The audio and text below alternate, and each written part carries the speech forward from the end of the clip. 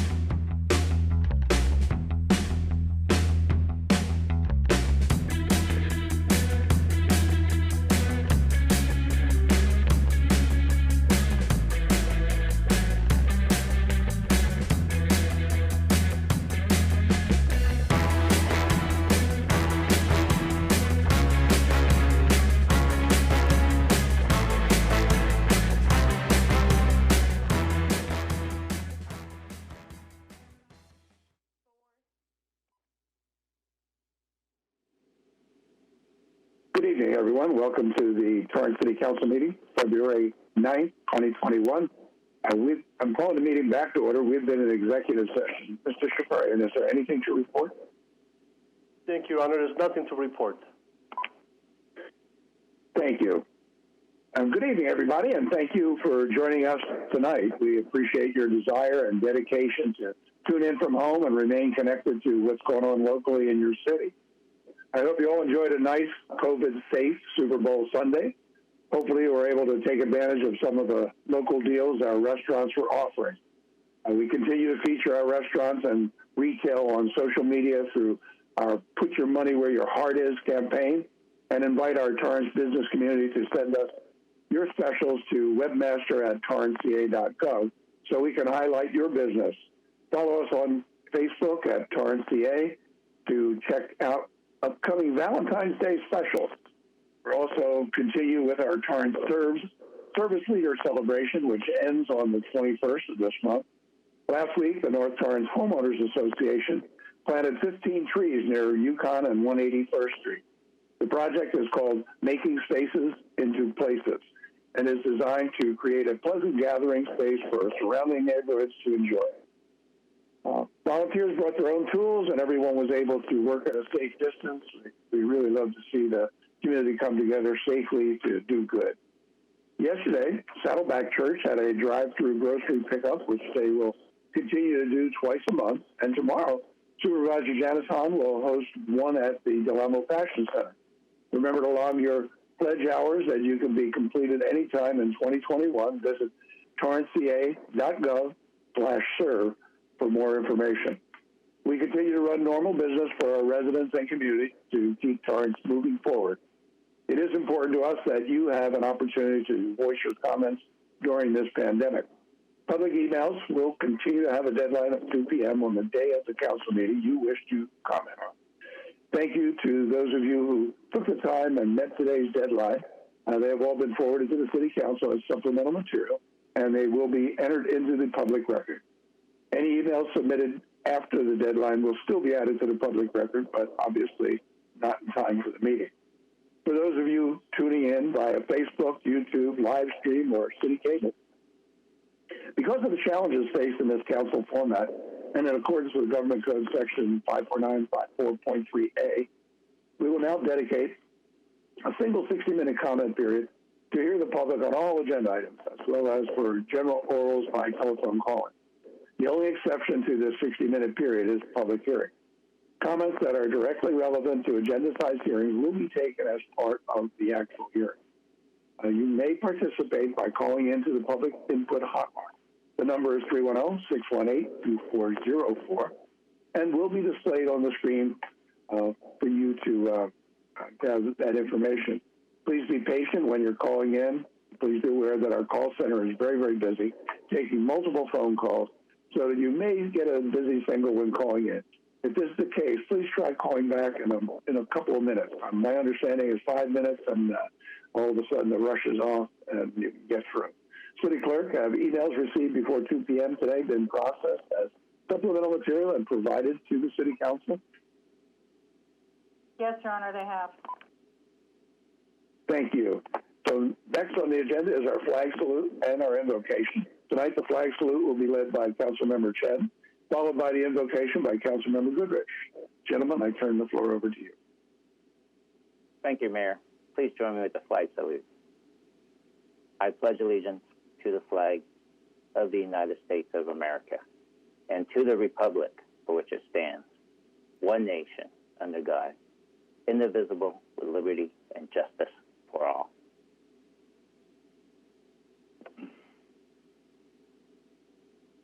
Let us know peace, for as long as the moon shall rise, for as long as the rivers shall flow, for as long as the sun shall shine, for as long as the grass shall grow, let us know peace.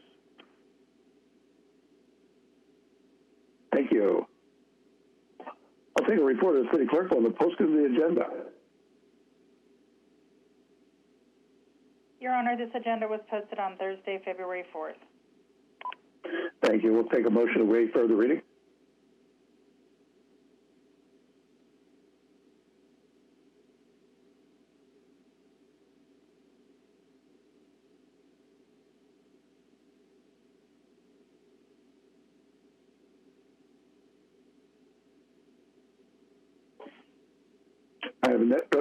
I have a network disruption, so I'll take a hand.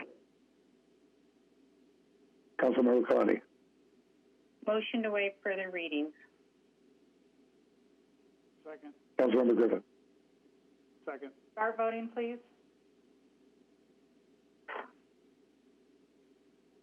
Your Honor, that motion carried unanimously. All right, thank you. Announcement of withdrawn, deferred, and/or supplemental items.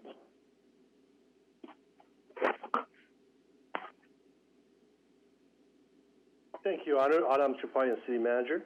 There are supplemental materials available online on the city website at torranceca.gov for the following. Item 7, oral communications. Item 9B, adopt resolution reflecting council decision to deny without prejudice a precise plan of development to allow construction of 2 new-story single-family residences on property located at Hillside Overlay District in R1 zone at 310 Calle de Arboles. Item 9D, award consulting services agreement to update housing element for 6 RENA cycle. 9F, adopt resolutions opposing state housing legislation. And lastly, 9H, award consulting services agreement for survey of at-risk buildings and preparation of seismic retrofit ordinance. Thank you, Your Honor. Thank you. We move on to announcements.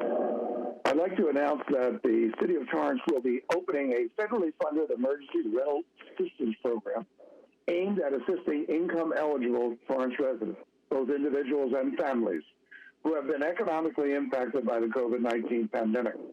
The program will provide grants up to $3,000 to landlords on behalf of residents to maintain housing and/or reduce rental payments in arrears as a result of the economic downturn resulting from the COVID-19 pandemic.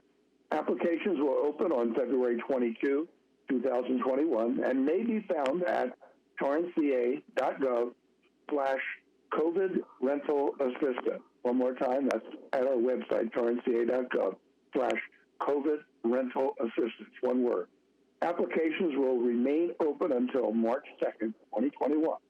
All qualifying residents who submit applications will be placed in a pool and selected by means of a random lottery, with funds distributed in April 2021.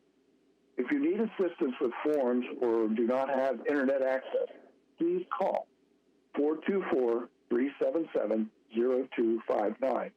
One more time, area code 424-377-0259. You may also email COVID rental assistance at torranceca.gov or check the website at torranceca.gov/COVID rental assistance for assistance and additional information. Very important for those who need some rental help right now during the pandemic and the economic anomaly. So hopefully people will hear this, read about it, and submit their application. Council Member Ashcraft. Yes, thank you, Your Honor. Good evening, everybody. In response to the COVID-19 pandemic, Supervisor Janice Hahn has rescheduled a food distribution event for tomorrow being Wednesday, February 10th, 2021, from 9 a.m. to 12 p.m. in the Sears parking lot at the Del Amo Fashion Center, and that is at the corner of Hawthorne Boulevard and Sepulveda. The event is open to the public, and eligibility and registration are not required. For safety reasons, there will be no walk-ups accepted in the food distribution line, and we ask that you wear a mask. Cars will be allowed to line up beginning at 8:30 a.m. For more information, please visit covid19.lacounty.gov/food/. See you there in the morning. Thank you. Thank you, Councilmember. On to community matters. 6A, I'll take a number and title. Your Honor, this is resolution number 2021-06, a resolution of the City Council of the City of Torrance, California, honoring fire engineer Gary L. Bowman upon his retirement from the city after 30 years of service.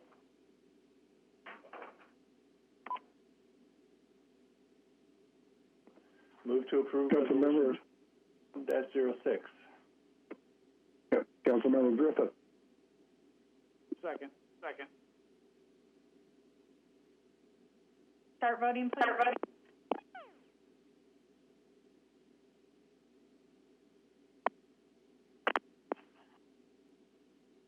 Your Honor, that motion carries. Thank you. Your audio is Really bad audio. Okay, we move on to item 6B.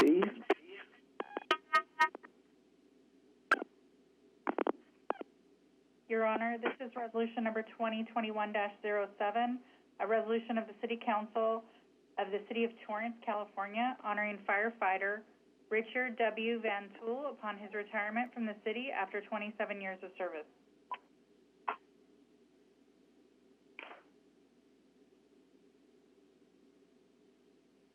Councilmember Chen.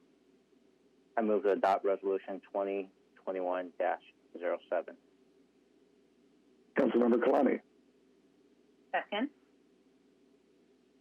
What are you going to do? Start voting, please. Your Honor, that motion carried unanimously. Thank you. That will be presented at a later date. And now we have item 6C. We have the number and title on this?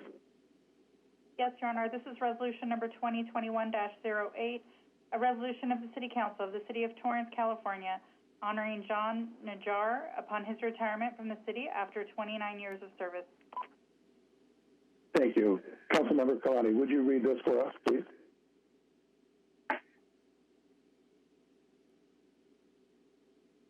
Or was it? Sure. I'm sorry. I think this was Councilmember Goodrich. Yes. Councilmember Goodrich. Okay.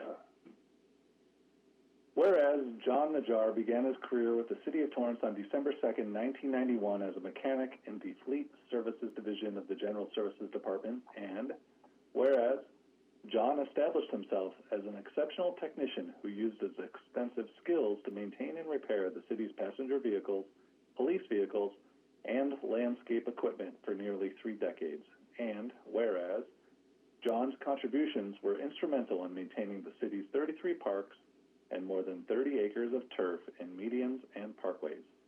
As the sole mechanic in the mower stall for 25 years, John supported every piece of field equipment used at parks such as Columbia, El Nido, McMaster, Torrance, Walteria, and Wilson, which are enjoyed by thousands of residents for recreation, sports, and special events. And whereas fellow coworkers, supervisors, and managers often sought out John for his complex automotive knowledge, vast experience, and creative solutions to complex repairs. John went above and beyond his regular duties by taking on specialized tasks, such as maintaining underground fuel tanks, serving as the city's forklift instructor, and bringing the world's best baklava to every holiday potluck. And whereas, throughout his career, John has been an exemplary public servant who has shown great initiative and established strong relationships with departments, vendors, and staff from regulatory agencies. His tireless work ethic served to enrich the lives of Torrance residents, and his sense of humor created an upbeat environment wherever he went. And whereas John retired from city service on December 30th, 2020, he will be dearly missed by his customers, friends, and colleagues for his positive attitude, generosity, commitment to excellence, and love for his profession. Now, therefore, be it resolved that the City Council of the City of Torrance, California, does hereby commend, honor, and congratulate John Najjar for his dedication, professionalism, and contributions to the City of Torrance while in our employ.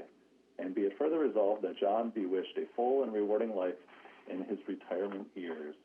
Introduced, approved, and adopted this 9th day of February 2021. Thank you, Councilmember. Move to adopt 2021-08. I second. Councilmember Chen. Second. Start voting, please.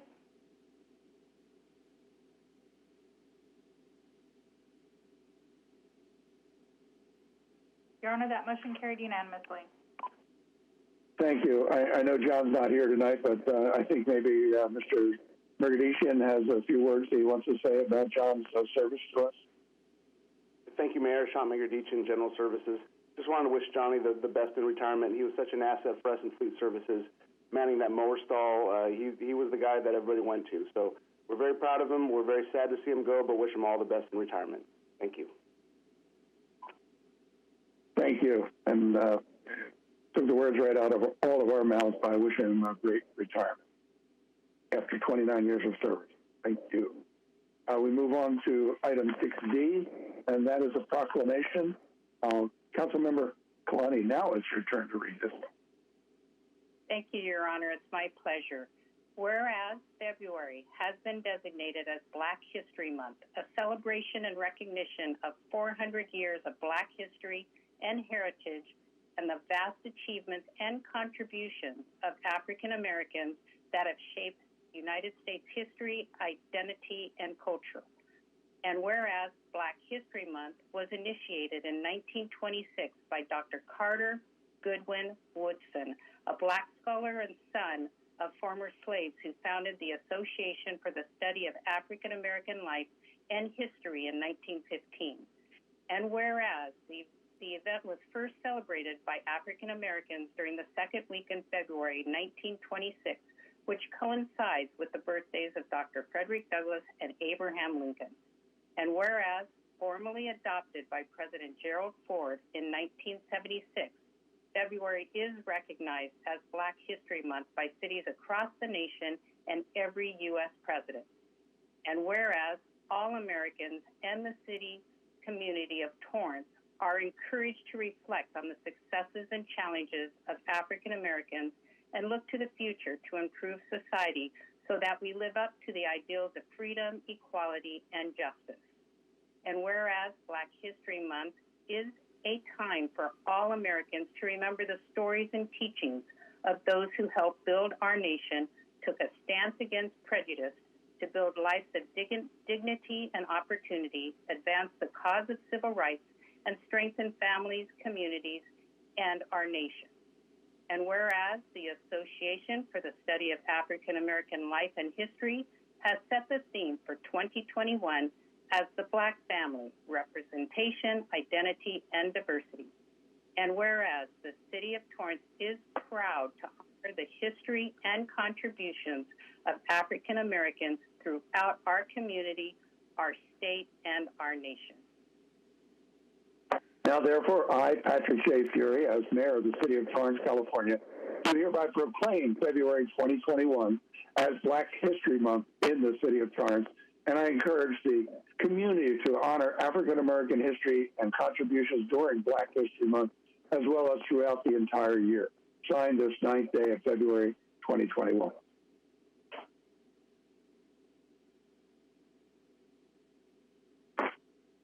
We are now moving on to the 60-minute public comment period for agenda items and general orals. If any members of the public want to speak, please call the public comment hotline now at 310-618-2404. City Council Rules of Order Section 6.4E provides that speakers can only speak once. Any speaker that attempts to speak a second time on any item will be disconnected.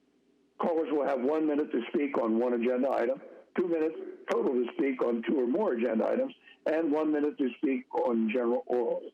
Each speaker will have a maximum of 3 minutes. Then they will be disconnected automatically. Please speak when prompted, and state the number of the agenda item or items you wish to speak on, or if you want to make a general comment. There is a delay in the broadcast, so don't try to follow what you may be hearing on the broadcast. Please turn down the volume on your TV or viewing device and do not use Bluetooth or speakerphones. When speaking on agenda items, you must be on topic. We would like to get as many speakers as possible. If you're not speaking on topic, or if we can't tell if you are speaking on topic, you will get a warning to stay on topic. If you do not then speak on topic or you go off topic again, you forfeit the remainder of your time, and we will move on to the next caller pursuant to the City Council Rules of Order, Section 6.5 and Section 6.7B3 and B4. If there are no speakers waiting before the 60-minute period has elapsed, we will close the public comment portion of the meeting. Please note that council orals will still take place at the end of the meeting. To the call center, do we have anybody who is called in? Yes, Mayor, I can begin to patch in the calls when ready. Thank you. Mike T., you are now unmuted. Can you please state what agenda item you're calling on? Mike T., are you still on the phone? Yes, Mike Terry. This is Mike Terry, and I'm calling on 9B, and I'm asking the council not to vote on the resolution to bypass the Planning Commission by Kelly Ham. We've already voted against him. So I'm advising you, please do not bypass the Planning Commission. Thank you.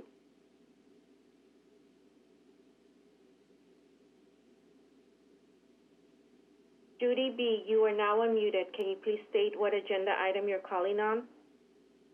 Hello, I'm calling about agenda item 9B, a home remodel. My name is Judy Bernetti. I'm with the Riviera Homeowners. The architect for this project at 310 Calle de Arboles is going to ask council to allow him to skip over resubmitting his new plans to the planning department because by eliminating one bedroom, the FAR will drop from 0.60 to 0.50. However, there still are serious problems with the design. A 235 square foot deck, a full-size fire pit on top of that deck, and two additional balconies that these outdoor entertainment areas impact the neighbor's view in front, and there's a complete loss of light and air in the back bedroom because of the height of the walls and the size of the building. So we are asking the council to deny the request to allow him to bypass submitting new plans to planning this evening. Thank you. Mayor, moving on to the next caller. Julia R., you are now unmuted. Can you please state what agenda item you're calling on? 6D and general oral. Thank you. Your 2 minutes starts now. Well, well, well. What do we have this week in performative ethics? Oh, congrats on literally saying the word Black History Month, because we all know here that you don't actually value what Black History Month celebrates. You know what would be a great way of celebrating Black History Month? Actually valuing Black life. How do you explain humanity to people who can't see outside of themselves? Christopher DeAndre Mitchell was alive. How do you not get this? His heart used to beat. He had thoughts and feelings and dreams, and just like you and me, but his were stolen from him by officers Chavez and Concannon. They took his life away from him and from his family. I truly do not understand how you can sit here every week and listen to his mother talk about her son who was murdered by your officers and not change a single thing. Are any of you parents? Do you understand what it means to lose a son? We are all Christopher DeAndre Mitchell, and you are letting him die over and over and over again every day that you act to ignore the demands for justice. In solidarity with Black Lives Matter, I demand that officers Concannon and Chavez are fired, and for the creation of a civilian oversight commission for the murder-hungry Torrance Police Department. Black Lives Matter, celebrate Black History Month by actually valuing Black lives and Black families, your residents. Mayor, that caller disconnected herself. Moving on to the next caller. Michelle R., you are now unmuted. Can you please state what agenda item you're calling on? 6D and oral. Thank you. Your 2 minutes starts now. Celebrating and honoring Black History Month without acknowledging Black freedom fighters like Christopher DeAndre Mitchell and fighting for justice and accountability for his stolen life is the kind of empty and meaningless gesture we've come to expect from this tactless, unscrupulous council.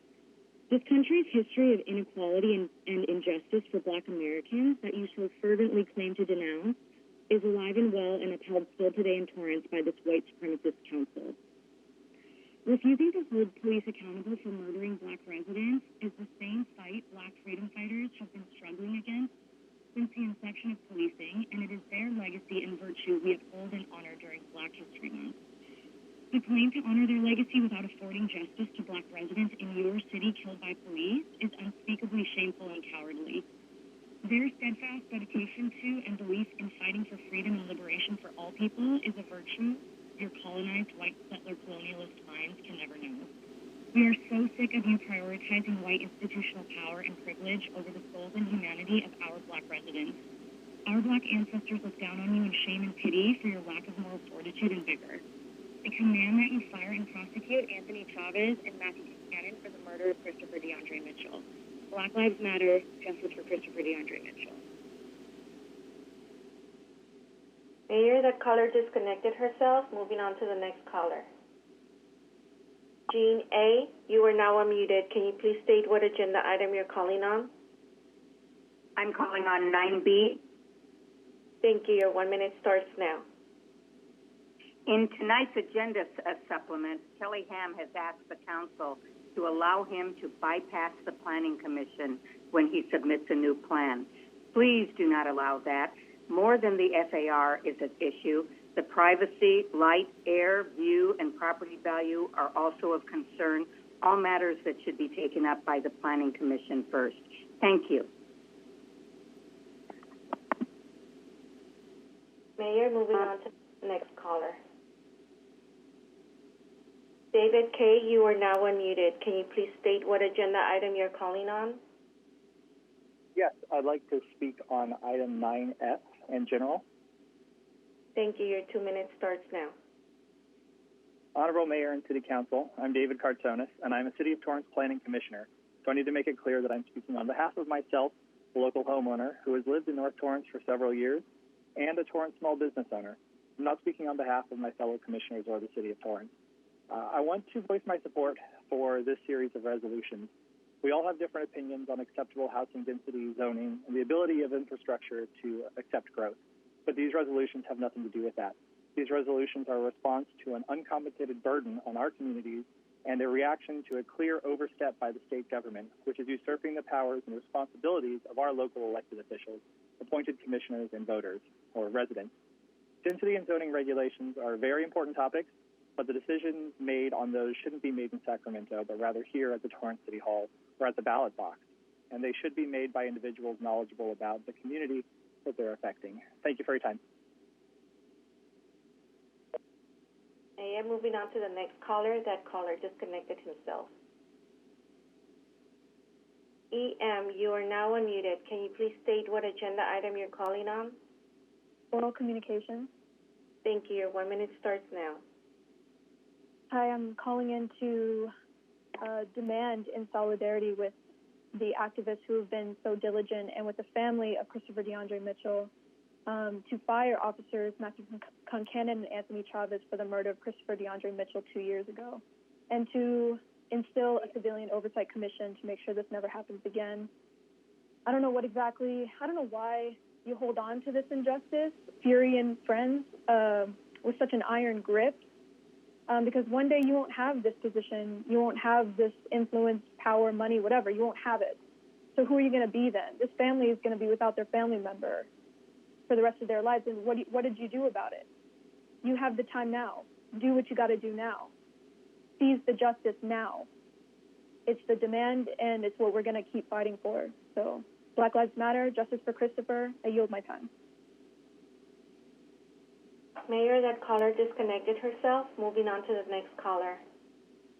Corrine B., you are now unmuted. Can you please state what agenda item you're calling on? Oral communication and item 6D. Thank you. Your 2 minutes starts now. All right, so the fact that y'all have the audacity to commemorate Black History Month without giving even a semblance of justice to your Black constituent, a Black mother, for 2 straight years really just speaks to how much you dehumanize Black people. Why do I use the word dehumanize? Because you sit in front of these Zoom cameras ignoring the public comments of Black folks like me, while in the same exact meeting pretend to commemorate the history of Black people, our history, Miss Cheryl Lynn's history, Christopher DeAndre Mitchell's history. Those are our ancestors who you half-ass honor in this month of February, and we are the direct descendants of that history. And when you say the words Black History Month, we know that it's just words for you. You disrespect and dehumanize us and our ancestors. Every week, we call on you for justice for our people, and you consistently do nothing. Christopher DeAndre Mitchell is a descendant of those black ancestors that you pretend to commemorate this month. He was their black future. He was Mr. Olin's black future. And now, because of Torrance PD, he is our black history. And it is a disgrace and dehumanization when you cannot honor him and his history with the justice we've been asking of you for 2 straight years. Fire officers Concannon and Chavez and create a civilian oversight commission. I yield my time. Mayor, moving on to the next caller. Kelly H., you are now unmuted. Can you please state what agenda item you're calling on? Yes, agenda item 9B. Thank you. Your 1 minute starts now. Hello, council members. My name is Kelly Ham. At the last council meeting, our precise plan located at 310 Calle de Arboles was denied by the council. We ask you to not pass the notice of resolution and allow us to further work with the neighbors by reducing the FAR of the home and reducing the size of the front balcony. We've worked so hard on this project and have support from many neighbors, the planning staff, and the Planning Commission. Please consider our request to work further with the neighbors on this project. Thank you. Mayor, moving on to the next caller. Karen S., you are now unmuted. Can you please state what agenda item you're calling on? Yeah, oral communications. Thank you. Your 1 minute starts now. I just want to reiterate that Christopher DeAndre Mitchell's family and community and Torrance as a whole deserve justice. I'm expressing support that the Torrance City Council create a civilian oversight commission and demand that you fire officers Chavez and Concannon. Police oversight agencies can help improve community relations. They help to foster communication between the community and the police agency. If you truly feel that all lives matter, then this is a great way to prove it. And to the Torrance resident who called in a few weeks ago and referred to the police as, quote, taking care of it, I'm totally disgusted. Due process is a thing. I just can't get over the overt racism in some of these calls. Please just do the right thing, Torrance City Council. I know that you've been dragging your heels, but you still have time to make it right. I yield my. Mayor, that caller disconnected herself. Moving on to the next caller. Ruth V., you are now unmuted. Can you please state what agenda item you're calling on? Who? Yes, can you please state what agenda item you're calling on? Ruth B., are you still on the phone? Oh, yes. I'm sorry, I didn't understand my name. I'm here. What agenda item are you calling on, ma'am? 9B. Thank you. Your 1 minute starts now. Yes, good evening. My name is Ruth Vogel. I'm a 60-year resident of the Hollywood Riviera. I am not in favor of bypassing the Planning Department and Planning Commission on item 9B. I feel it is only appropriate for the architect to come back with a revised plan so that all parties and citizens have a chance to review it and agree or disagree. That is what open, transparent government is all about, and that is the American way. Thank you. Mayor, that caller disconnected herself. Moving on to the next caller. JL, you are now unmuted. Can you please state what agenda item you're calling on? Yes, I'm calling for 6D and public comments. Thank you. Your 2 minutes starts now.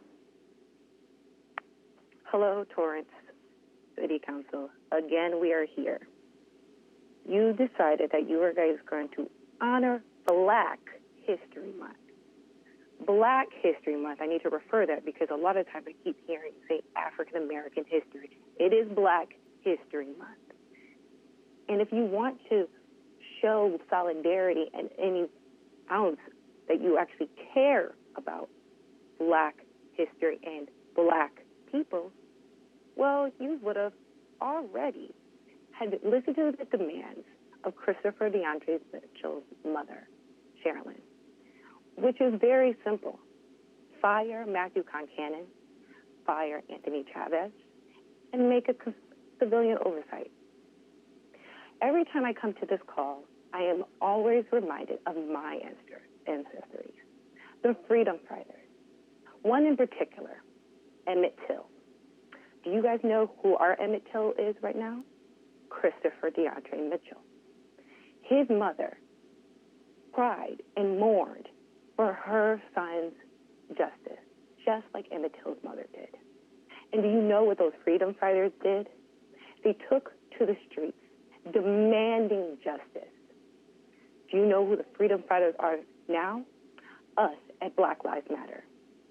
Why this was so appointing to them to do so is when the murderers of Emmett Till were put to court, those and the system said they were not guilty of the crimes that they had committed.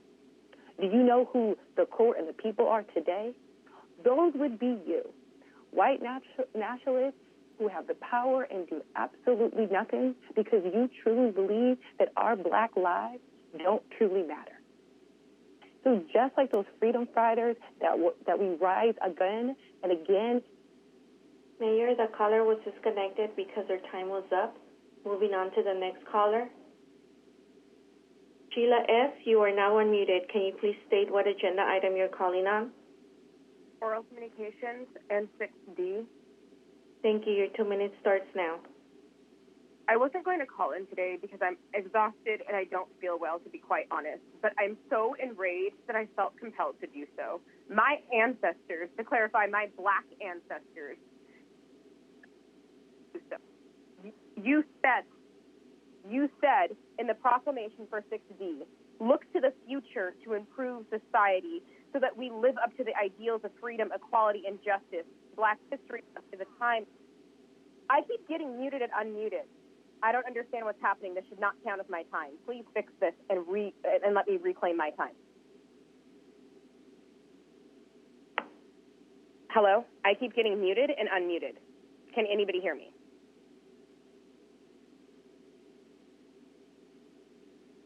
Okay, so you're going to silence a Black woman on Black History Month as I do the legacy and the work of Black history, as I fight on behalf and call for justice in the name of a Black man who was killed in your city.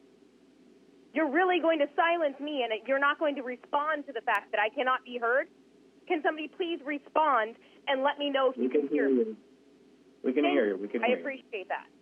And I appreciate it if you could put some time back on the clock, considering the fact that I kept getting muted and unmuted. So as I was saying previously, you stated in your proclamation all of these things, but it's rich considering the fact that the family of Christopher has been calling for these very same things. And yet you fail to meet the most basic of demands, which actually addresses exactly what you said in your proclamation. The community has made these same demands. These same demands have been uplifted by Black organizers and freedom fighters in your very chambers. Much like we were treated in the past and our ancestors were treated, you have beaten and arrested us. Your despicable officers even had the nerve to put a baton on the neck. Mayor, that caller was disconnected because their time was up. Moving on to the next caller. Cat B, you are now unmuted. Can you please state what agenda item you're calling on? I'm calling on 6D and oral communications. Thank you, ma'am. Your 2 minutes starts now. First of all, how fucking dare you treat Sheila like that? What is wrong with you? Second of all, the commemoration of Black History Month by this council rings just as hypocritically hollow as last month's empty, performative gesture to supposedly honor the life of Reverend Dr. Martin Luther King Jr. The members of this council and certain Torrance residents who call in to these meetings make it very clear every single city council meeting that you have absolutely no respect for black people as human beings and no reverence for or authentic understanding of Black History Month in the United States. Your refusal to fire Anthony Chavez and Matthew Concannon for the murder of Christopher DeAndre Mitchell aligns not with the legacy of black freedom fighters like King, but with the legacy of King's murderers, of Malcolm X's murderers, of Fred Hampton's murderers, of Emmett Till's murderers, of George Floyd's murderers, who you also pretended to give a shit about, and every other white supremacist that stole a black person's life, and every white person who made vile, empty, victim-blaming excuses for those atrocities. Black Lives Matter and those who are in solidarity with Christopher's family are in the legacy of those black freedom fighters you feign to honor. Matucci can take down that little thin blue line backdrop of his, but we see who you are regardless with every single day that you delay justice for Christopher. Fire Anthony Chavez and Matthew Concannon and establish a civilian oversight commission. Christopher DeAndre Mitchell is black history. So if you're going to play like you care about the legacy of black people in this country, then honor him and act in the name of justice. Mayor, moving on to the next caller. She disconnected herself. Porkchop, you are now unmuted. Can you please state what agenda item you're calling on? Hi. 9D, 9F, 9G, and oral communication. 8D, 9F, 9G, and oral. Thank you, sir. Your 3 minutes starts now. Thank you very much. So I'm Andy Porkchop, and I like to promote my YouTube channel so you boys and girls can see what's going on in our beautiful city, what nobody wants to know. Nobody wants us to know. So watch Andy Porkchop on YouTube. It's free. Please subscribe so my channel can grow and I can bring you more news in Torrance.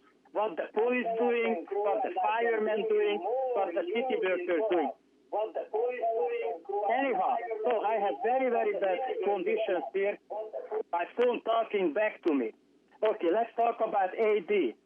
I'm totally confused on this financial report that still it looks like more than $30 million is gone in the past 6 months. So congratulations, guys. Congratulations, boys and girls up there. You managed to screw up $30 million, and that's including your own paperwork. But it's very, very confusing. My mother was an accountant, and this would be a very bad accounting and a very bad report. Anyway, but that still said you managed to screw up $30 million. Now, 9F, you are crying like little boys to our higher government officials, and you already violated all those building codes what you are against. In Torrance, all those building codes what you're talking against is already being violated. Mr. Griffith, next mayor, want to be pushing this agenda, and you little boys can do nothing about it.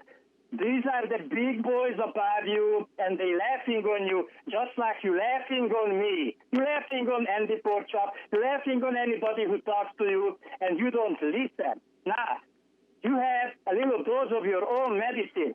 Those big boys don't give a hoot about you. Now, about the ambulance driver.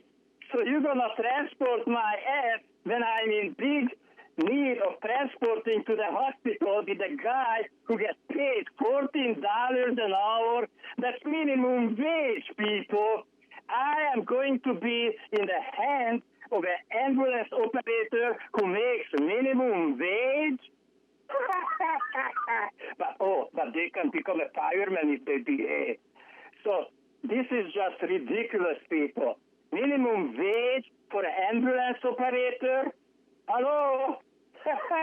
And people are in danger? All right, so let's go back to the other thing, this equipment, what you're going to buy for the fire department. $50,000. Mayor, moving on to the next caller. The caller's time was up. Moving moving on to Mr. PJ. Are you still on the phone? Can you please state what agenda item you're calling on? Yes, I'm calling on 6D in general oral. Thank you, sir. Your 2 minutes starts now. And just to mirror the regards of the previous callers, just basically to disregard the life of Christopher DeAndre Mitchell and to ignore his wrongful death is basically committing yourself to white supremacy and contradicts your absurd and sophomoric mentioning of any mention of Black History Month in this meeting. It's just insane to me. During Black History Month, white people like you should be pretending to celebrate, should not be pretending to celebrate, but reminding yourselves about the cruel white history and its cruel policing and the origins. You want to talk about Black History Month? Let's talk about white men and their history of harassing, terrorizing, imprisoning, and murdering Black and indigenous folks without any accountability. From the Civil War up until today, we have still no accountability with Christopher's murder.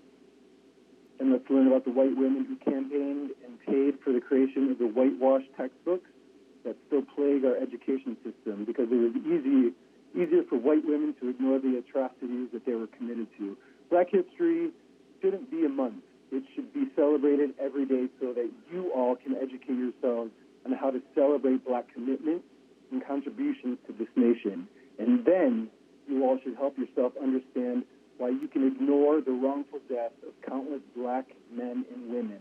Christopher DeAndre Mitchell deserved his life. He deserved acknowledgement. His family deserved more. They deserved better. Fire the cops who murdered him within 15 seconds upon arriving on the scene. If you care about Black History Month, prove you care about the unlawful killing of a Black man. Fire Anthony Chavez and Matthew Concannon. Create this Civil Oversight Commission of Torrance Police Department. I yield my time. I welcome the next caller.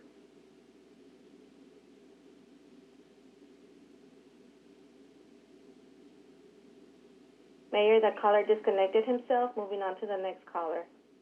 Joe B., you are now unmuted. Can you please state what agenda item you're calling on? Are you talking to me? Yes, sir. What agenda item are you calling on? Calling with respect to item 9A, or no, 9B it is. I wanted to call the council's attention to supplemental that I filed with respect to item 9B because it outlines the steps that the council had taken back in 1984 and 85 to protect the Hillside ordinance from being declared invalid by the courts for lack of clear guidelines. 2 weeks ago, the council members expressed concern regarding the lack of guidelines, and I strongly recommend that they review the suggestions and the history in the supplement as to the way I think is the best way to address these matters and come up with clear guidelines and enforcement that will protect the Hillside from being declared invalid by the courts. Thank you. Mayor, that caller disconnected himself. Moving on to the next caller. BJ, you are now unmuted. Can you please state what agenda item you're calling on? 6A, 6D, and public comment. Thank you. Your 3 minutes starts now. Okay, so let me just start off by saying all the people on this call are some of the most despicable individuals and public representatives I've ever laid eyes on, and you disgust me. I also want to say Black Lives Matter, defund the police, and reimagine public safety. My name is BJ Johnson, and I am a concerned Angelino calling in solidarity with the family of Christopher DeAndre Mitchell and demanding accountability for the slaying of Christopher. Injustice anywhere is a threat to justice everywhere. So it's interesting that you want to honor somebody that served 30 years of service for some fire engineering job, but not talk about Christopher DeAndre Mitchell, who was a citizen killed murderously by the goons formerly known as the Torrance Police Department within 15 seconds of interacting with him. That is why I support Miss Sherilyn in demanding justice for her son, because you clowns in front of me do not have the spines to do so. That is especially apparent when you had your police goons put a baton to Miss Sherilyn's neck. the hypocrisy of shallowly honoring Reverend Dr. Martin Luther King Jr. and a month dedicated to black people as you spit on the graves of black citizens and spit in the face of black families is emblematic of this commission's endorsement of white supremacy and socioeconomic oppression. The people haven't forgotten about this commission's endorsement and allowance of police brutality and police terrorism. Y'all just be carving a special place in hell for yourselves and your future generations. The blood money in your accounts will cost your soul in the afterlife. I curse you. I support the demands to create a civilian oversight commission and fire the officers responsible for the murders of Christopher. Officers Anthony Chavez and Matthew Concanon. Torrance can do better, and I encourage you to be more critical leaders because the people are voting and organizing to make our transformative goals into reality. On item 6D regarding the celebration of Black History Month, you realize that truthfully honoring Black History Month and the freedom fighters it was meant to honor would promote a society fighting alongside Christopher's family and Black Lives Matter Los Angeles for these demands rooted in critical justice. Declaring the month as Black History Month without bringing justice for Christopher is a disgrace. You should be ashamed of yourselves. May God have mercy on your souls, damned to hell and its demons. Say his name. DeAndre Mitchell. Say his name. Christopher DeAndre Mitchell. Say his name. Christopher DeAndre Mitchell. Say his name. DeAndre Mitchell. We love you, Miss Sherilyn. Say his name. Christopher DeAndre Mitchell. His life mattered. He is Black history. And we'll never stop fighting for critical justice. You should join us, but we'll keep fighting no matter what. Black Lives Matter, defund the police, reimagine public safety. All power to the people. Mayor, the caller was disconnected because his time was up. Moving on to the next caller. Geraldine, you are now unmuted. Can you please state what agenda item you're calling on? Oral communication. Thank you, ma'am. Your 1 minute starts now. My son recently had a birthday, February the 1st. He turned 26 years old. Damn, them years I missed already that he's not here due to the hands of someone who's supposed to protect and serve. He stole my son's life. Anthony Chavez and Matthew Concanon. It's time for accountability. These officers don't need to be on the streets still just trigger happy and just killing people. My soul hurts. My heart hurts daily missing my son. It's like, it's this long feeling like you know that something is missing. And it is my only child, Christopher DeAndre Mitchell. If you know how it feels for your son, your only child, to be stolen, it hurts so bad, y'all, to live this daily life without your child. And it's like, dang, he did not have to. They did not. Mayor, that caller was disconnected because their time was up. Moving on to the next caller.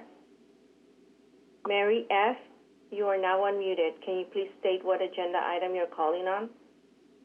Oral communications in 6D. Thank you. Your 2 minutes starts now.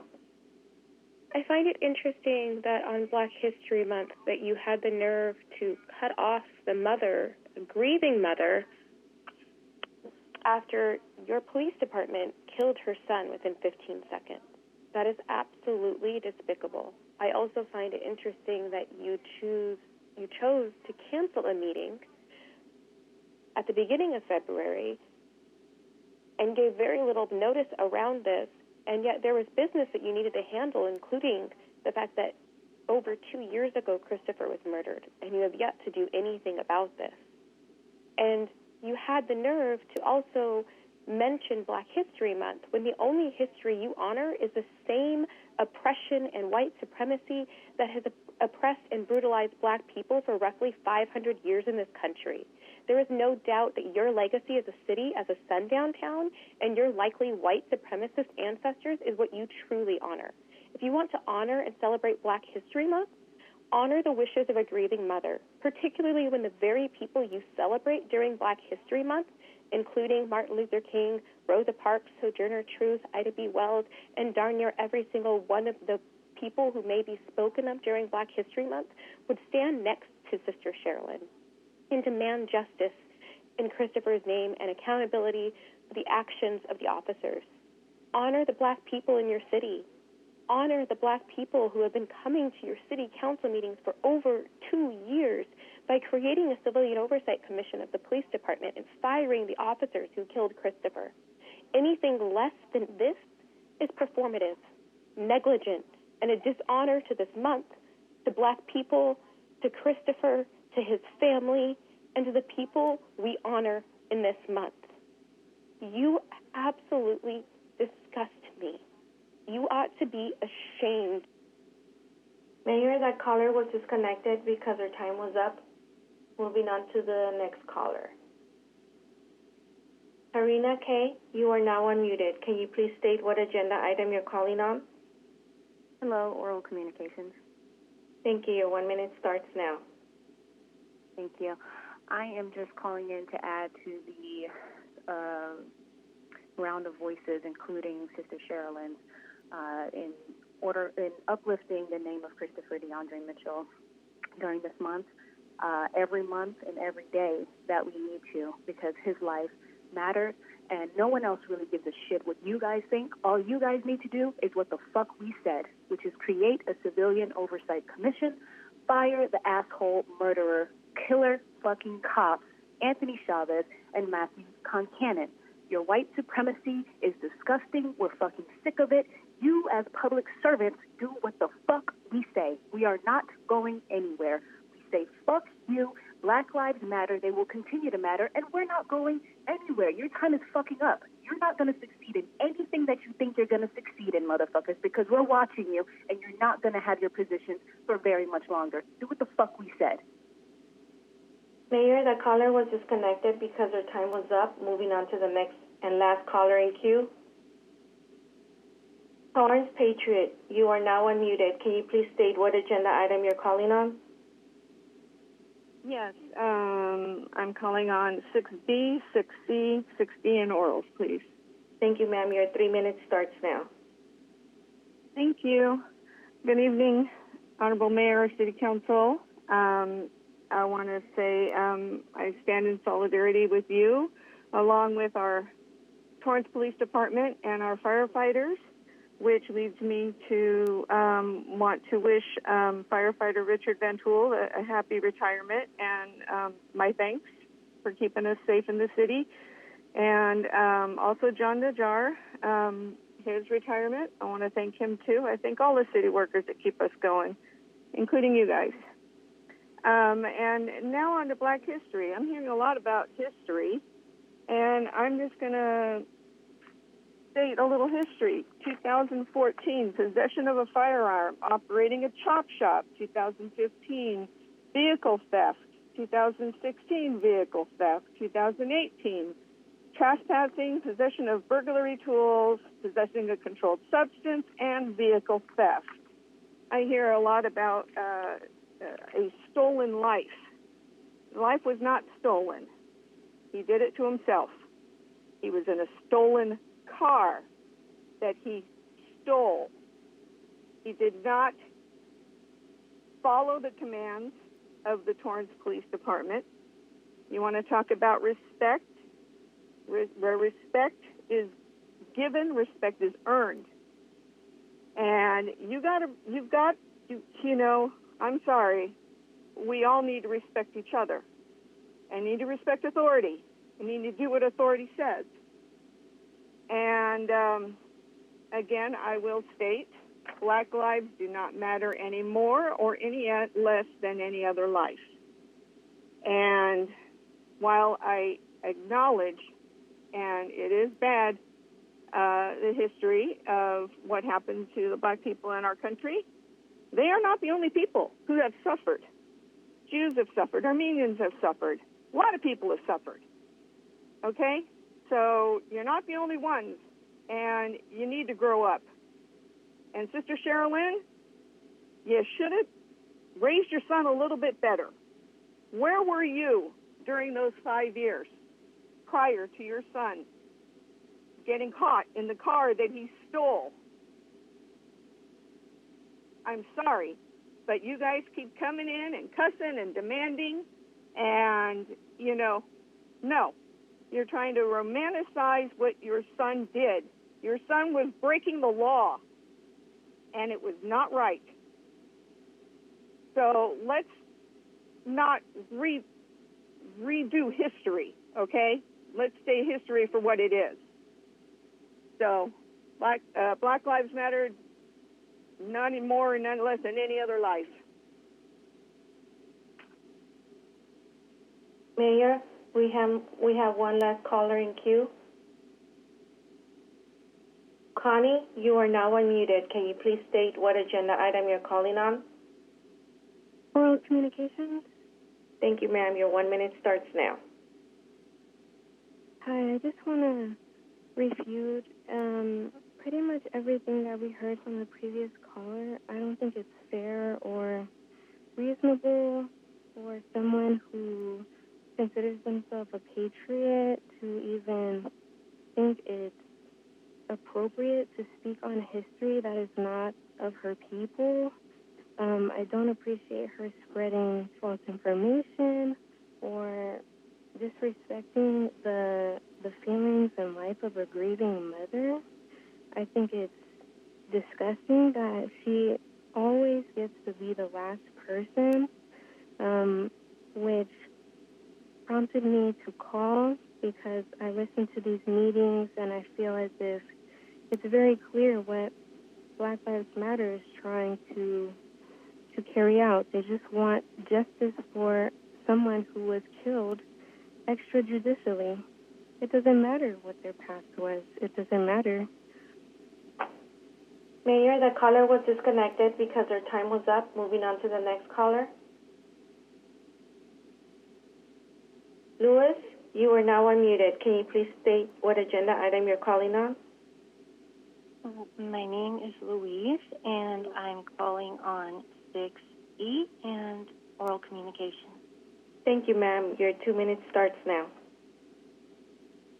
So I'm calling in solidarity with Black Lives Matter and the family of Christopher DeAndre Mitchell and demanding that officers Anthony Chavez and Matthew Concannon be fired for killing Christopher and that a civilian oversight commission be established to hold Torrance police accountable going forward in the future. In regards to Black History Month, to honor Black history, you need to honor Black people, and that includes Christopher DeAndre Mitchell. That means respecting their lives no matter who they were, no matter what they did. Black freedom fighters like Dr. Martin Luther King were arrested too. They had records too. So it's really ridiculous to suggest that because someone made mistakes in their past, perhaps, that means that they should be murdered extrajudicially. That's evil, honestly. That completely goes against what our nation and our laws are supposed to do and stand for. And if you really care about Black people as human beings, then you can't stand for that. You're just pretending. So if you actually care about Black people and Black history, then you need to do the right thing and fire Officers Chavez and Concannon, and you need to establish a civilian oversight commission. Justice for Christopher DeAndre Mitchell. Now.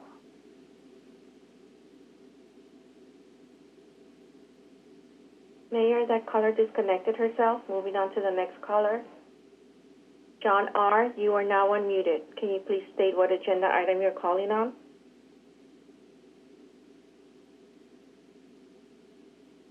John R., are you still on the phone? Yes, I'm still here. Can you please state what agenda item you're calling on, sir? Oral comment. Thank you. Your 1 minute starts now. Hello, I just wanted to call in and say thanks to Chief Burrs for getting the internal affairs to give me a call. You know, I finally got it getting started on that, and I hope it works safe for me out here. And the person that I'm talking about works on and off in the narcotics department. will realize that he was wrong, because the people there need to know how like his grandfather was married to my grandmother, so I don't know why he just didn't come forward and let Chief Birds know who he is, how that I know him, and I hope justice gets done in the right way. Thank you.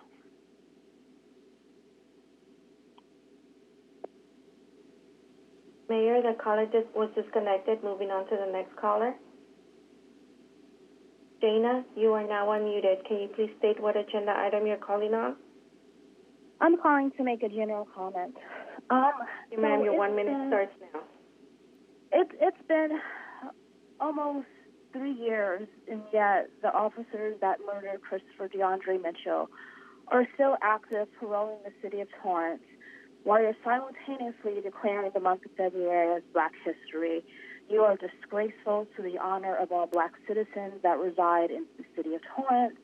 You are disgraceful to the people who shop in the city of Torrance at the Lamo Shopping Center. You all are a disgrace. And until you actually acknowledge the murder of Christopher DeAndre Mitchell by firing those officers, your activities, your knowledge of Black history means nothing if you do not protect Black futures. You all are a disgrace. I yield my time. Mayor, that caller disconnected herself, and there are no more callers in the queue. Okay, we'll move on with the agenda. Next item on the agenda is our consent calendar. Are any council members wish to pull any items listed under the consent calendar? I see none. I'll take a motion to approve the consent calendar in its entirety.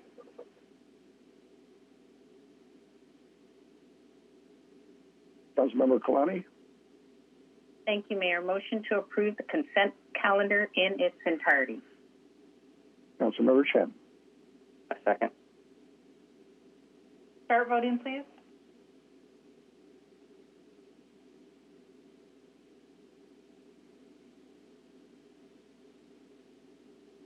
Councilmember Goodrich?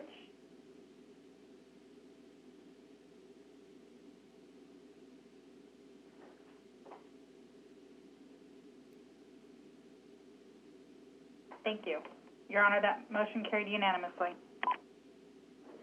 All right, thank you. Next item on the agenda is item 9A from the City Manager's Office to provide a COVID-19 recovery update and determine direction on orders from the County of Los Angeles and the State of California regarding COVID-19. Mr. Shaparian. Thank you, Your Honor. Members of the City Council, Adam Shaparian, City Manager. Item 9B is the recovery update. And as you know, the city continues our recovery efforts in compliance with the protocols issued by LA County Department of Health. To date, 26 Torrance businesses have secured financial assistance or outdoor setup from COVID-19 Business Assistance Program. There are presently 5 fitness-related businesses that have been permitted to operate in city parks, and 133 businesses have been approved for outdoor operations. The State of California's Regional Safer Home Order was lifted on January 25th, as the 4-week ICU projection for the region is over 15%. Department of Health issued a revised order that allowed for the reopening of some additional businesses with updated protocols and removed the 5:10 p.m. to 5 a.m. curfew for low-risk retail businesses. LA County remains in the most restrictive tier on the state's blueprint for a safer economy, meaning the virus remains widespread throughout the county, and we're on the purple tier. Restaurants and brewers may open for outdoor dining, and wineries may open for outdoor wine tastings, with additional measures in place. Other sectors also have specific directives to ensure distancing, wearing face covering, and infection control. Torrance Fire Department has been advocating, as you know, for local vaccine distribution sites since before the rollout of COVID-19 vaccines.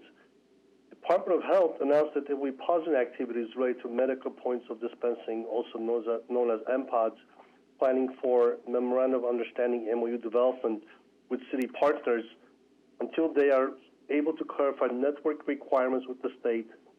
TFD has already received approval from County Health to host our own community clinic and I've already submitted a request for vaccine shipment.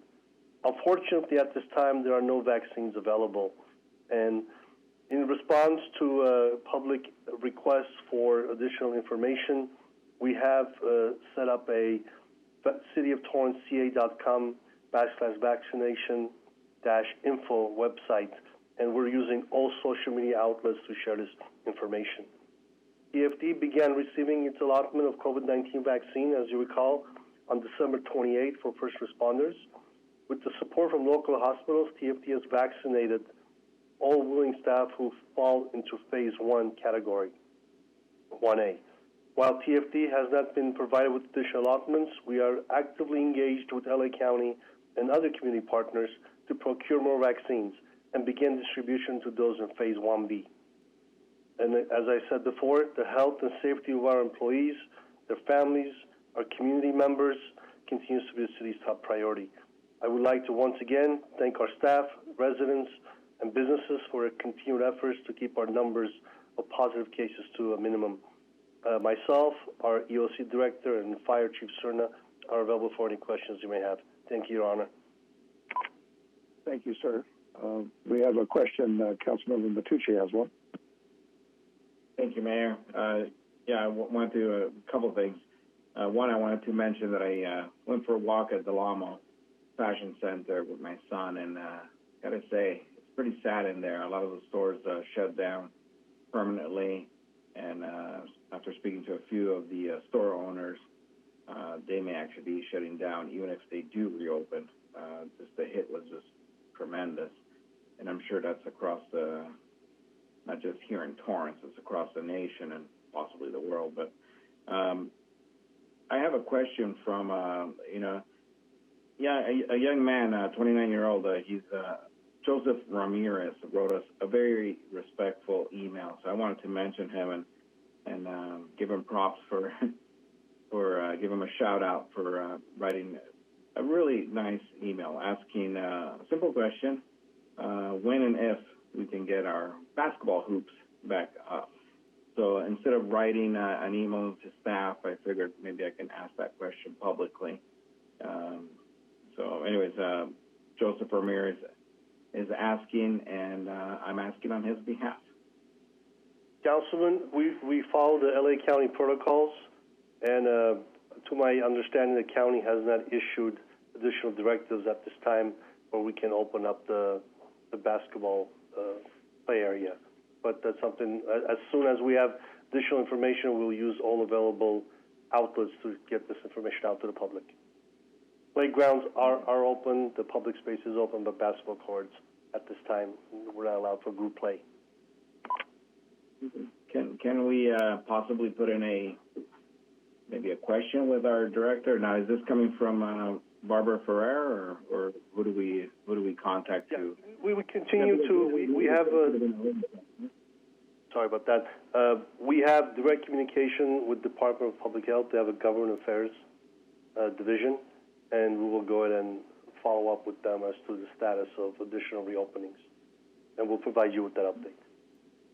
Okay, and what about other types of sports that are done outdoors that are no different than maybe playing baseball or softball? I believe Mr. LaRocque is on the line. If he can give an update as to which sports are allowed at this time. Thank you, Aram. Good evening, Honorable Mayor, City Council, John LaRocque, Community Services Director. With regards to basketball, firstly, all competitive sports of any type of close contact are currently prohibited by the LA County Health Department officer protocols. So once those change, we will go ahead and implement the restoration of any competitive sports, whether it's basketball, volleyball, etc.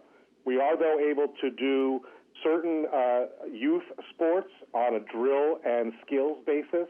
That includes youth basketball clinics, softball and baseball clinics, and the batting cages, just to name a few.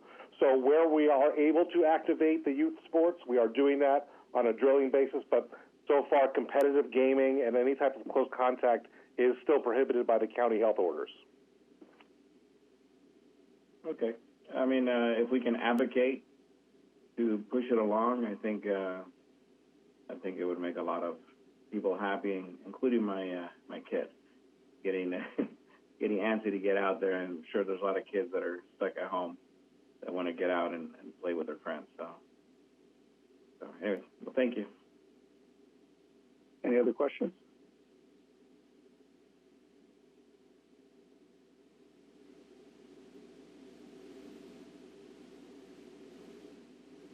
Granicus not working? Councilmember Griffith. Yes, thank you. Speaking of competitive sports that being prohibited, I thought it was my understanding that pickleball and tennis were allowed. Is that? I want to clarify that if that could be done. Good evening again, John LaRock, Community Services. Yes, Councilmember Griffith, tennis and pickleball and paddleball are prohibited, singles and doubles, just based on the obvious distancing that provides to the participants. You just said prohibited. Is that what I heard you say? Permitted. Yeah, I apologize if I misspoke. Okay. Great. Thank you for the clarification. Any other questions? Seeing none, I'll take a motion to accept and file.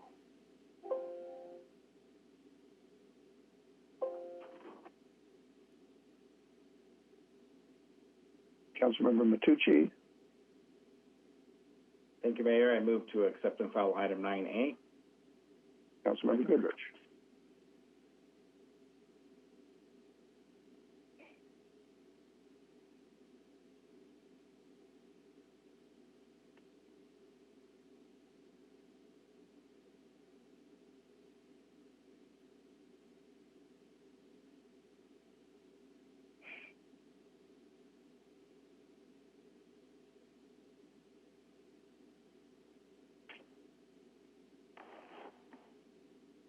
All right, I didn't hear it. Did Councilmember Goodrich second? That's correct. Okay, start voting, please.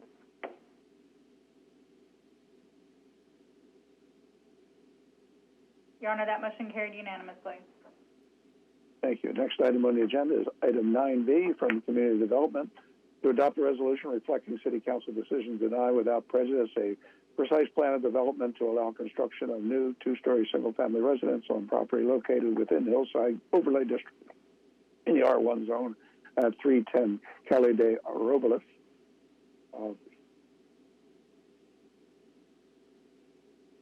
Any questions from council? Seeing none, I'll take a number and title. Mayor, I had requested to speak. Apparently my Granicus was not working. I'm still looking at a vote there. We're going to have to use our hands again. Councilmember Matucci. Thank you, Mayor. I just want some clarification. My understanding of this particular item is that if we do accept it the way as written, the applicant will be bypassing the Planning Commission. Is that something standard procedure? Let's say that we can't just erase everything. If somebody, like this never happened, right? If somebody comes in with a 0.50 floor area ratio, would they have to go through the Planning Commission if it's a completely new applicant? Councilman Janney Santana, Community Development Director. The action before you is to reflect the Council's denial of the request, and it would require any future applications to go through the entirety of the process, including the Planning Commission's review. To answer your second question, if someone were to come in at 0.5 FAR or below, and it was met all the other criteria in the Hillside Overlay Ordinance, including being below 14 feet, it would be subject to the minor Hillside review process. That does not trigger Planning Commission review unless it is appealed by a neighbor. If it was over 0.5 or over 14 feet in height, that's when it triggers Planning Commission review and requires the public notification of all property owners within 500 feet.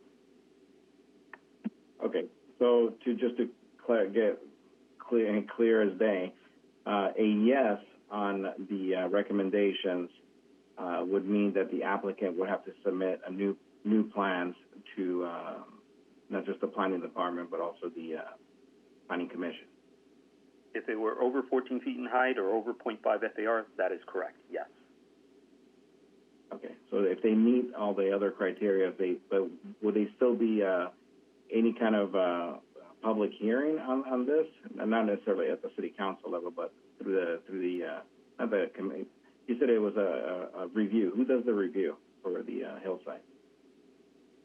It depends on what is included in the proposal. If it was less than 14 feet in height and under 0.5 FAR and does not include any roof deck, then there's a listed of permitted additions that are included in the Hillside ordinance. And what staff does is complete that review through the neighbor sign-off process. If it includes a roof deck, is over 0.5 FAR, or is over 14 feet in height, that's when it triggers the Planning Commission's review, including public notification. Okay. Appreciate it. Thank you, Dan. Sure.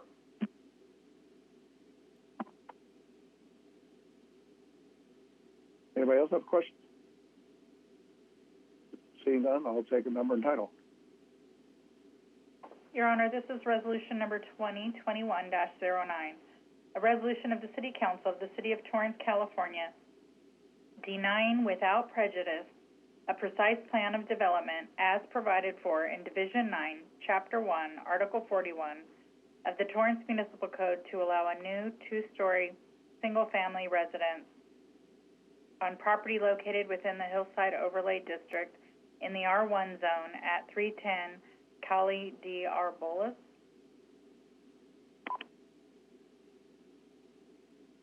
Councilmember Shen.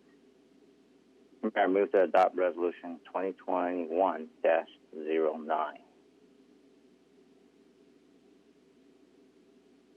I need a hand sign. Granicus is not working for me. Councilmember Ashcraft. I second that. Start voting, I need please. a roll call vote. I need a roll call vote. Okay. Councilmember Ashcraft? Yes. Councilmember Chen? Yes. Councilmember Goodrich? Aye. Councilmember Griffiths? Yes. Councilmember Kalani? I'm going to just abstain because I was not present at the meeting when this was discussed. Mayor Fury? Yes. Your Honor, that motion carries with Councilmember Kalani abstaining. Thank you. Next item on the agenda is item 9C from Transit to approve a memorandum of understanding for Measure R 20% clean fuel bus capital facilities and rolling stock program. I think Ryan Plum is going to present on behalf of Transit. Yes, good evening, Mayor Fury, members of the council, Ryan Plum, Transit Department. Item 9C is requesting your honorable body's approval of a memorandum of understanding for Measure R funds between Torrance Transit and the Los Angeles County Metropolitan Transportation Authority. Measure R is a half-cent sales tax for Los Angeles County, approved in 2008 to finance new transportation projects and programs and to accelerate those already in development. A portion of the bus operation fund is devoted to the advancement of clean fuel technology for bus operations. As a municipal transit operator, Torrance Transit is eligible for a portion of this funding. This MOU will be in effect from July 1st, 2020 through June 30th, 2030, with funds being available every other year. For fiscal year 2021, Torrance Transit is eligible for $140,463, which will be used to purchase parts and components for bus repairs, as well as the purchase of an electric vehicle charging station for all electric vehicles. And staff will be available for any questions. Thank you. Thank you, Mr. Plum. Are there any questions from the council? I see none. I'll take a motion to approve the memorandum of understanding. Need hand signals. Councilmember Matucci. So moved. Councilmember Kalani. Kalani, second. Roll call vote. Councilmember Ashcraft? Yes. Councilmember Chen? Yes. Councilmember Goodrich? Aye. Councilmember Griffiths? Yes. Councilmember Kalani? Yes. Councilmember Matucci? Yes. Mayor Fury? Yes. Your Honor, that motion carried unanimously.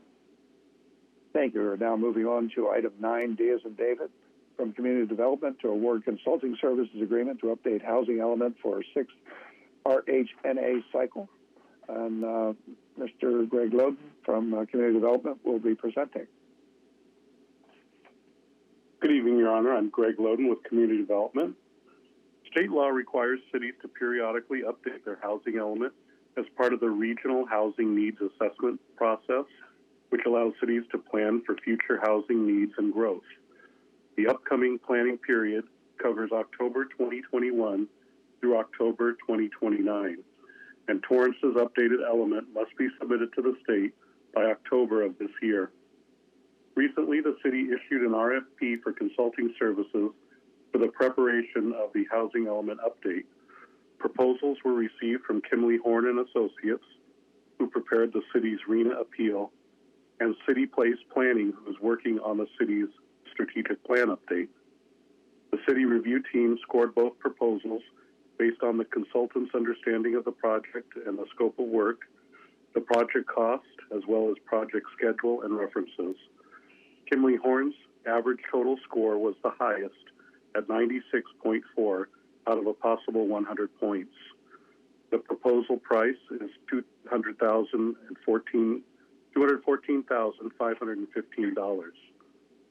Although priced slightly higher than City Place, the Kimley Horn proposal received a higher score based on their experience in working with 6-cycle housing element updates with other jurisdictions, including interaction with the State Department of Housing and Community Development to achieve certification on those 6-cycle elements. They are also familiar with the Torrance RHNA allocation and our development constraints due to their work on the RHNA appeal. The proposal also included a web-based outreach tool to facilitate an interactive public process that would provide an advantage for the city's likelihood of needing to complete our public outreach through a virtual method. The city was recently awarded a $500,000 local early action planning grant, of which $155,000 was designated for the housing element update. The remaining cost will be funded by the Community Development Department's community planning fee.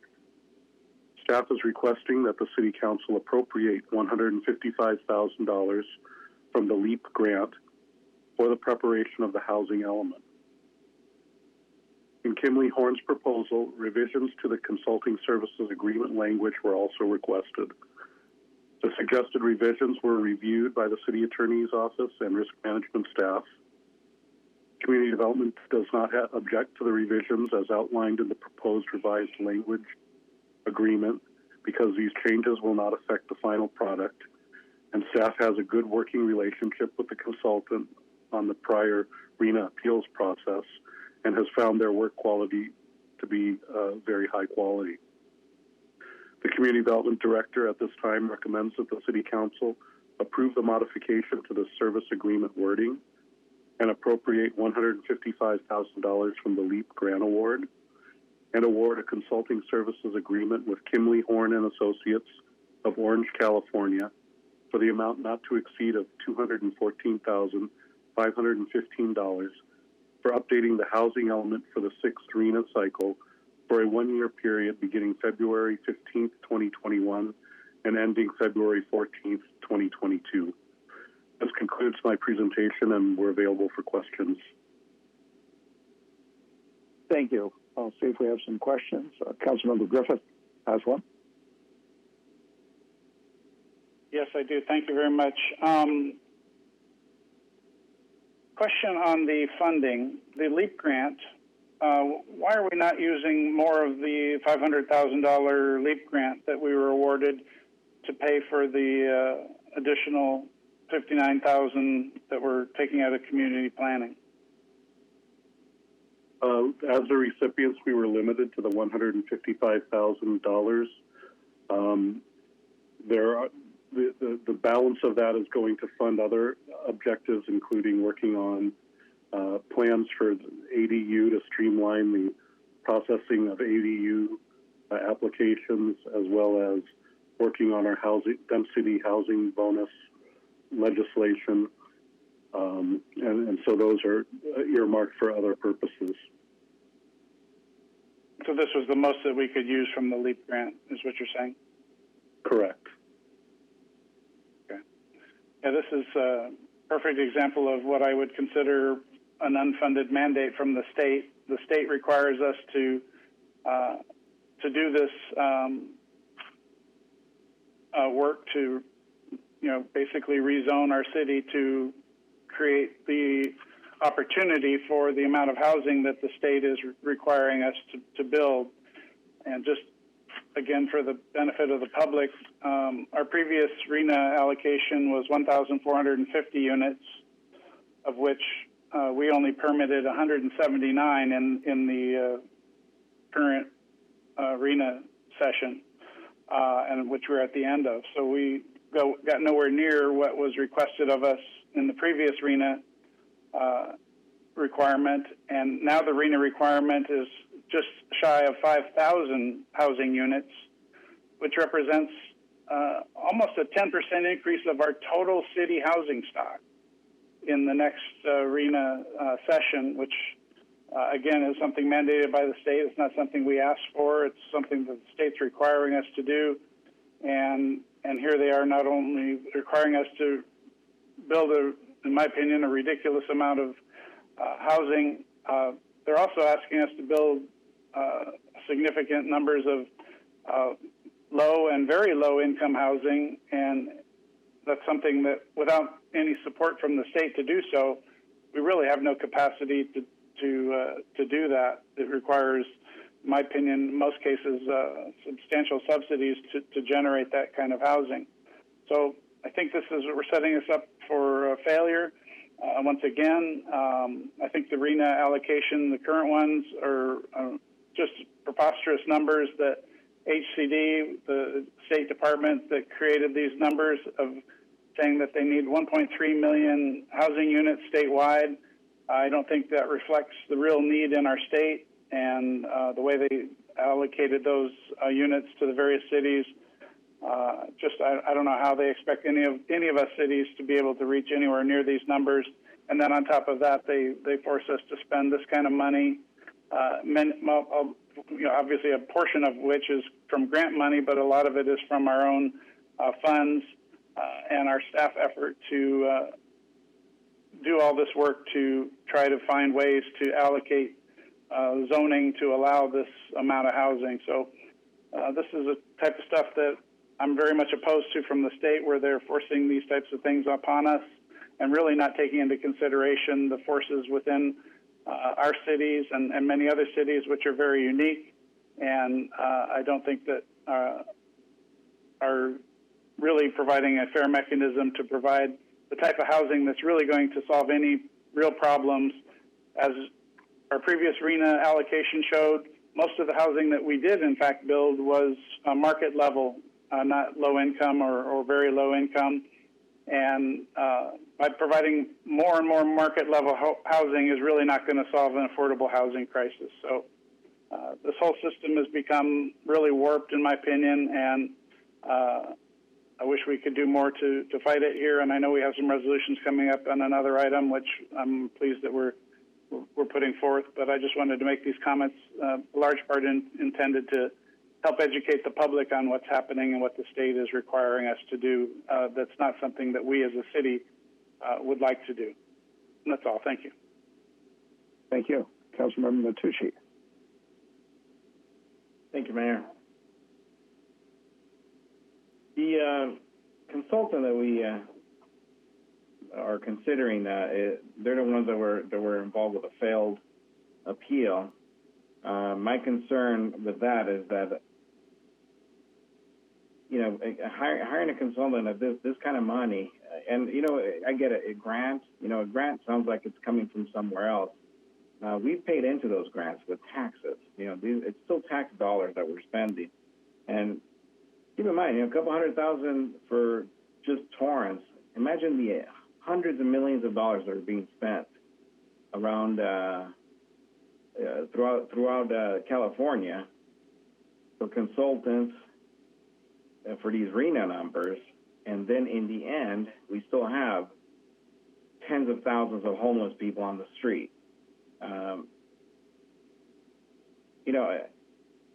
4,928 units that within the next 8-9 years. Where exactly are we going to put those units? I mean, traffic is a mess as we speak, and we're being literally forced by Sacramento and their legislators to really destroy our own city. 5,000 more units is upwards of 10, 15, 20,000 more people. Who's going to pay for the added police and fire, ambulance service, street repairs? I mean, who's going to pay for that? When I think Councilman Griffith said it right, these are unfunded state mandates. I don't think we should be spending a penny from our general funds, especially in a period of time that we're having to cut.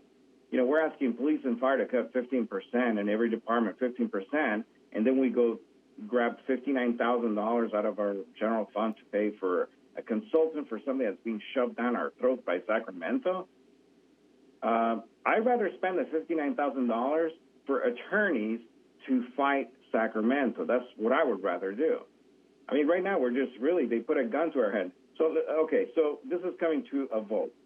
I'm going to ask the question. Let's say we vote no, and we give Sacramento the big middle finger. Now what? What are the repercussions of that? Can somebody please give me some insight?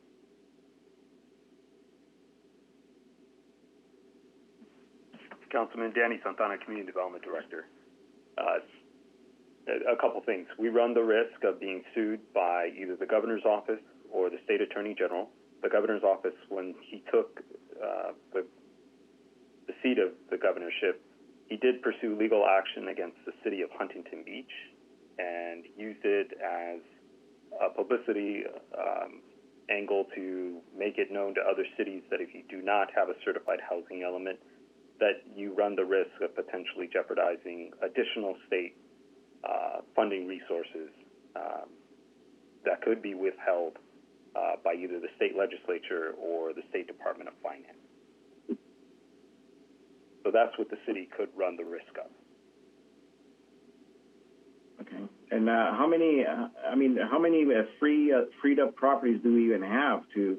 I mean, I know this talks about zoning change and everything else, but every time you change a zoning, you're eliminating one thing, replacing it with something else. But eliminating that one thing could be a business that was generating a lot of revenue for the city and also a lot of jobs for the city. Torrance, being that we're a well-balanced city, to fit 5,000 units, we'd have to knock down quite a bit of buildings to fit 5,000 units. And I personally feel that this is really government overreach at its best. I've mentioned this before. I really do think we should be fighting this. We should be fighting Sacramento. And I don't think we're doing anybody any favors by really folding to these RHNA numbers. And what the hell is RHNA? I mean, I know what it is, but what the hell? Who gave them authority? The state legislators just unilaterally, sit there and give us orders. Whatever happened to local government control? I know Mike Griffith is a big advocate for local government control, and I support that effort 100%. But I really do think as a city, we need to really put our foot down on things like this. I don't know if we want to pursue the argument of being that it's an unfunded mandate. I'd love to do that. But I don't think we should be tapping into the general funds or really anybody's funds. These are taxpayers' funds. Even the grants are taxpayers' funds. But my argument would be the $59,515. That's money that should stay here for Torrance and exclusively to pay for the people that are working to keep the services alive. I don't feel comfortable supporting this. I'd rather spend the money on attorneys to fight Sacramento and possibly get other cities on board as well to do the same.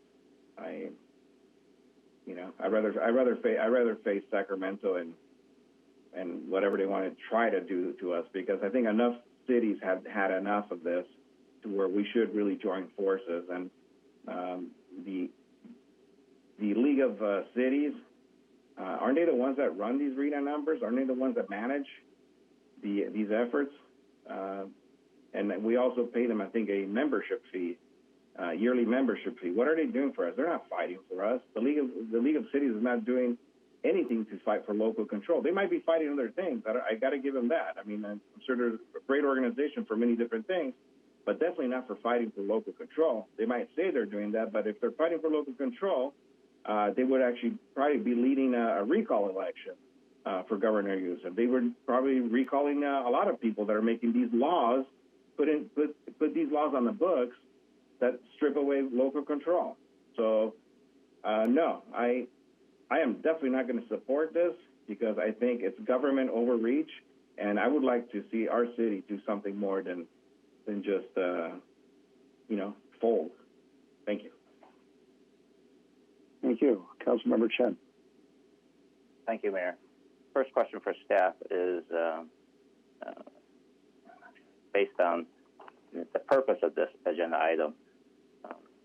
Would you agree that either company, Kimley Horn or City Place Planning, they both got the RFP, they know the requirements, they know what it takes to update housing element, they know when it's due, that both companies can do the job? Councilman Daniel Santana, again, the answer is yes. Both companies have done other projects for the city. We have a good working relationship with both, and both could complete the task as submitted. Okay. Going back to the conversation, even though this housing element is updated and we got this RENA requirement roughly round off to 5,000-ish, based on my memory of past discussion on RENA, if we don't meet the number, is there a penalty? Councilman Danny Santana again. Currently, there is no penalty for not meeting the RENA number. Okay, but we do have to update the housing elements to show what our plan would at least go and move in that direction. Is that what this housing element update really means? Sure. So our obligation under the RENA process is to show where that RENA allocation could be realized through zoning and general plan policies. It is not currently a mandate to actually build the house. Got it. Thank you. So now I'm looking at page 2. I see the evaluation criteria, and it looks like the difference between Kimley Horn and City Place Planning is roughly slightly above $42,000. Of that, staff is recommending we kick in from general funds roughly $59,000.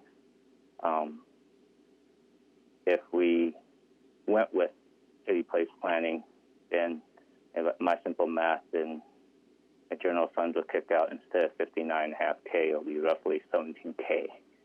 There'll be some savings. I know that we get a lot of agenda items to hire consultants, and sometimes they're in that area. I looked at page 109, the staff report. It looks like City Place Planning is already in the process of working on the six-cycle arena for pretty large cities. Long Beach, Los Angeles, San Bernardino, Pasadena, Glendale. I know that the concern was that City Place is going to be using 2 subs, but I look at the package itself, looks like they're still meeting all their criteria, and I would lean toward it. They both could do the job. They both could do it on time. City Place is already have community outreach experience because I believe they support our strategic planning committee. Maybe you could help me, share why would we think, we spend another, why would we not save another $42,000-ish and go with the highest rated vendor, meaning Kimley Horn. I have nothing against Kimley Horn. I'm just trying to find a way to save ourselves some money.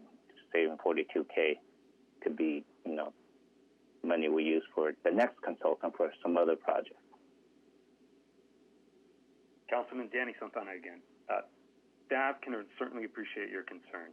We are mindful of when we bring these matters forward, and we are asking to allocate funding to support these initiatives. The reason why the department made the recommendation we did is we have 8 months to complete a very tall task.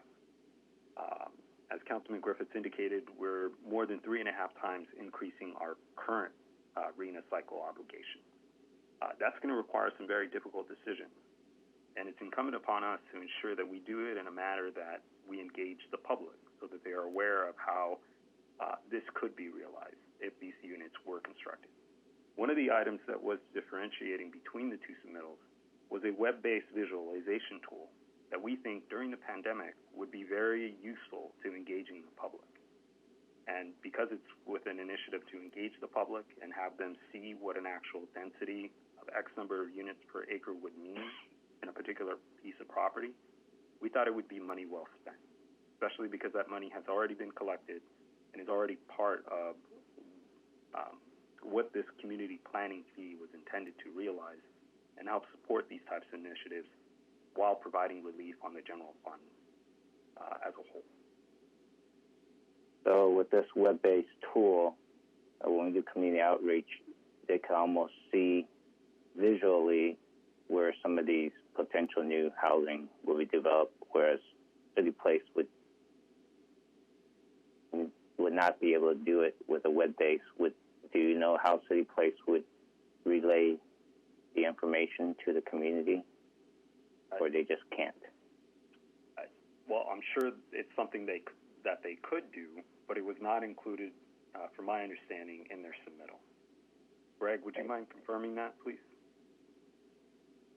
That's correct. The system that we're looking at in terms of the web-based tool is something proprietary to Kimley Horn. What the demonstration we saw, we felt it would be able to convey the various pieces of information in a really effective manner, and would help guide decision making in a productive way. The other team didn't really have anything similar to that. I think we'd be completing the task sort of in a more traditional manner. And we felt because of the virtual nature that we've been doing outreach, that this web-based tool would be very effective in being able to complete the task in a timely manner. Right. So you said so City Place would do it a more traditional manner, and has City Place been? Are their work satisfactory supporting the strategic plan committee? Councilman Danny Santana again. Yes, it is. Okay. So if I was, this is just me because I don't know what the web-based tool, but I can imagine if I go to Google Map and I could look at a street level view, or I could do the earth level. You tell me where the location is. I could. Most community residents who have access to the internet computer could get some kind of visual as well. I may not look as crisp as a web-based tool someone invests some money, but would that still do the job? Greg Wood, sorry. What the tool does is actually sort of demonstrate what various housing intensities and development styles may look like in various locations. So it's not really picturing the land, it's picturing what the proposed development may look like. We also should have a representative from Kimley Horn if you'd like some more input from them on what that tool entails and what may separate them from the pack if you were looking for their feedback.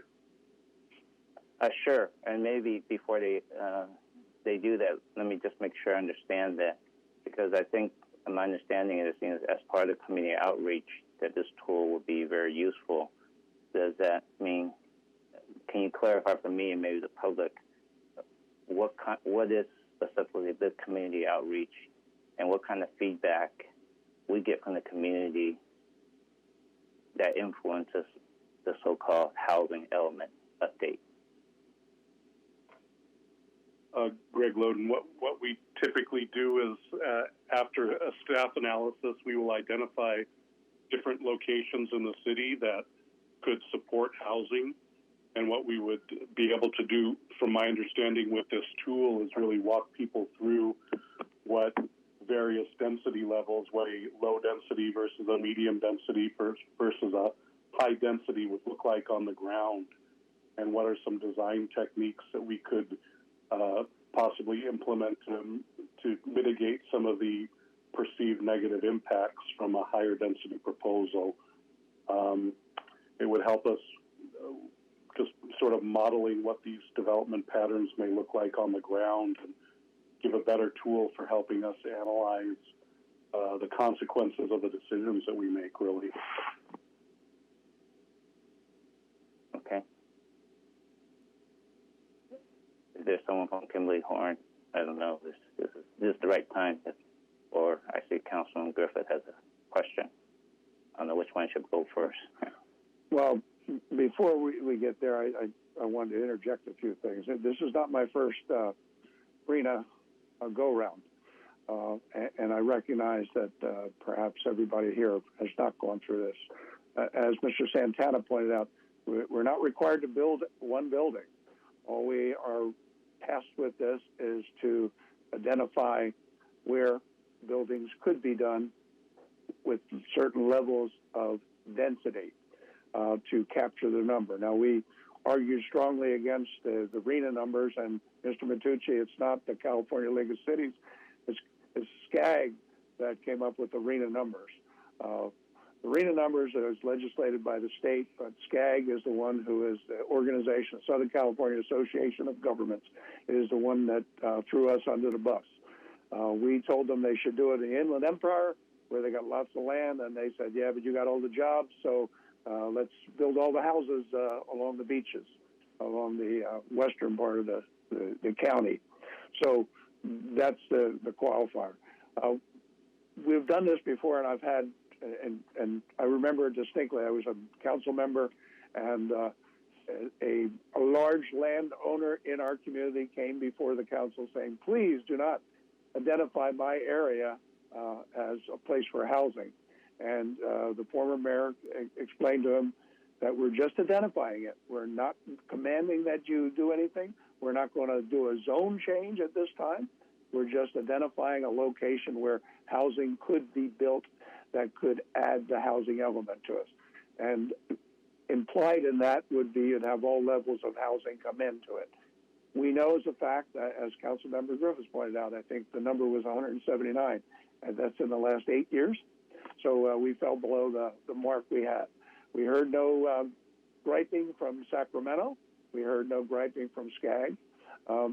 We identified them, and that means a developer would then have to come in and purchase that property at whatever rate it is, and we would have to do a zone change, so it would be a very, very long meeting about that to consider that, and only then would housing be built.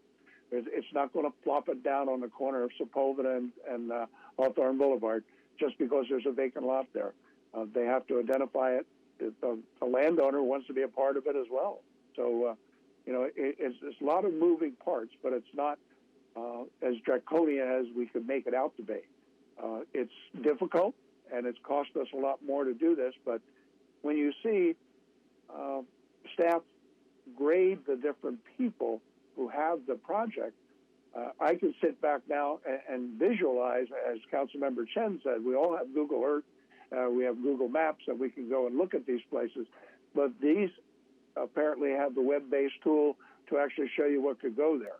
So they could go there and show you what the property looks like now, and show you what could be there, whether it's density, high density, medium density, or low density. So you get a better picture of it for the people who are looking in the neighborhoods. And they're going to go out to the neighborhoods, but of course it'll all be done by virtual communication. But I wanted to clarify some of those things. This is, like I said, I went through this, I guess it's 10 years ago now, and there was one 8 years prior to that as well. So, and some of the things came into fruition. Most of them did not. One of the things we identified was Rhodium Drive-In. and we use that as a number, and it's still Rhodium Drive-In swap meet, and it still hasn't changed a bit. So, but it is identified on our arena numbers as a location where a goodly portion of numbers of houses could be built, or residents could be built. Councilmember Griffith is back up again. Yes, thank you, Mayor. I wanted to emphasize what you said. But actually, there's one step above the Southern California Association of Governments that sets the overall number, and that's the state, and that's the HCD, Housing and Community Development Department, which is a state-controlled organization. And they set the overall number, and then the Regional Association of Governments, like SCAG is our local association of governments, they're the ones that are tasked with allocating that big number out into the smaller numbers for each of the cities. So ultimately, it comes down from the state, and that's why the arena appeal with SCAG failed, is because if we were to have our number decreased, for instance, that would require SCAG to increase another city's thing, because SCAG is required by HCD and the state to allocate the number that's given to them. And so even though our appeal failed with SCAG for our arena allocation, the real problem is with the number that HCD came up with, and that's the number that is significantly in dispute. There's a lot of people who have done studies that think that that number is inflated at least by 100%. It's twice the number that it should be at a minimum. And there's some people that say, well, where's the growth in California? Why do we need all these new housing at 1.3, which is the number that HCD set? So it's really still does all fall from the state upon all of us. And the SCAG is really just the intermediary that's tasked with allocating it out. And do I agree that, as what the mayor said, the SCAG's allocations was really warped because, as he said, the room to develop housing is in the inland cities where they're not built out yet, unlike where we are. But unfortunately, politically, those cities were able to convince the folks at SCAG to impose higher numbers on us because we have all the jobs, and apparently that was a more important factor in the folks at SCAG's mind in determining the actual numbers that were allocated to us. But I do have a question for staff to further explain what this whole process is about. So our housing element, so if we were to go ahead with this consultant to have our housing element redefined for the RENA numbers that are being assigned to us, would we have the opportunity to review that and approve it before, or is this something that is automatically just accepted by whatever they create? So I want to make sure that we have an opportunity to approve it or make suggestions to that process. And secondly, I think that, well, let me get that first question, staff, if you can help me understand that. Yes, what's Greg, our? Thanks, Greg. Once a consultant has been selected, we would embark on a very robust process of engaging the public to discuss the various items that we would need to address in the element itself. And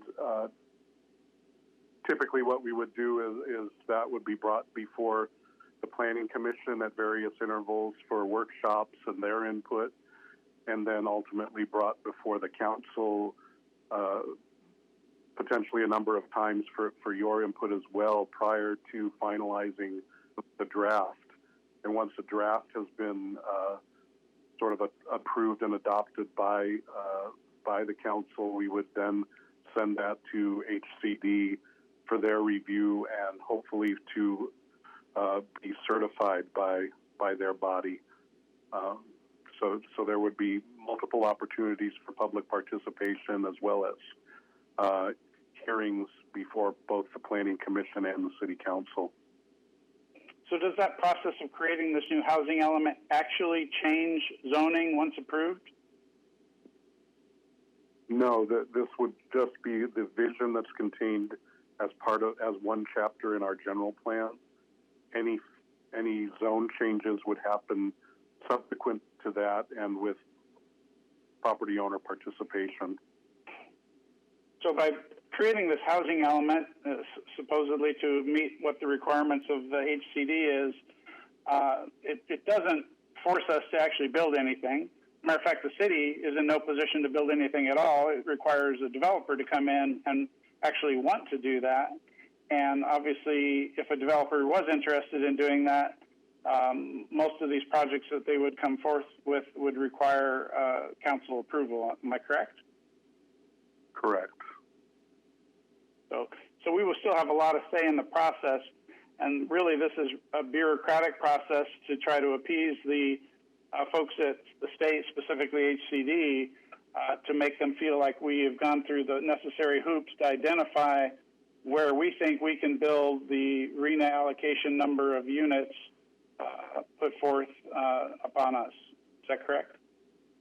It is definitely a state-required planning process where we are forced to kind of envision how future new development will occur. And this isn't something that's being imposed upon Torrance. This is being imposed upon every city in the state of California. Am I correct? Correct. To meet their arena allocations and to demonstrate to HCD that everybody has done their due diligence to try to find locations within all the cities of California. As Councilman Matucci said, imagine the amount of money, time, and energy spent to do this, and being forced upon these cities that most of which, from my efforts so far, are not liking what the state is imposing upon us. So I do agree that this is like a gun being put to our head, but I do feel that by not even creating our housing element will put us in a bullseye position in the target of the state, which is not a position that I would like to be in. We will have a lot more say in our ability to stop some of these types of projects if we've been going along with the state, even though it requires this, in my opinion, ridiculous process. If we go along with the process, at least we're playing the game so far. As much as I hate it, I just don't want to put ourselves more in a target than we might already otherwise be in. And thankfully, most of this is done by grant funding, but this is just a terrifically horrible process that the state is putting all cities, not just Torrance, through. And I'm inclined to go ahead with the moving forth with getting our housing element updated just to see what comes back, and then I'm sure we'll have many, many, many more discussions on how we will be able to try to go forward to try to meet these housing requirements of the state. And I do hope that there'll be further efforts from the cities to push back, to fight the HCD numbers, and to get our housing allocations reduced. But I do think that, unfortunately, it's obvious to me from all the work that I've been doing these last 7 months with the working with the cities all around the state of California that the state is getting very serious about wanting to come after cities who are not doing what they think is their part. And I know because of our failure in meeting our RENA numbers in the last round, we're already high on that list of targeted cities to say, you failed last time, we aren't going to let you fail again. And I'm very concerned about the way that the state is moving, that they're going to really come after cities who don't cooperate very, very strongly. And I think this is where the public needs to get much more heavily involved to fight back to what the state is doing. And we can talk more about this in the section where we talk about the resolutions against some of these state bills that are coming down. But I'm still supportive of getting our housing element done in an effort to try to appease the state as much as I hate to do it, and just to see what it does and get some public outreach and involve our community more in this process.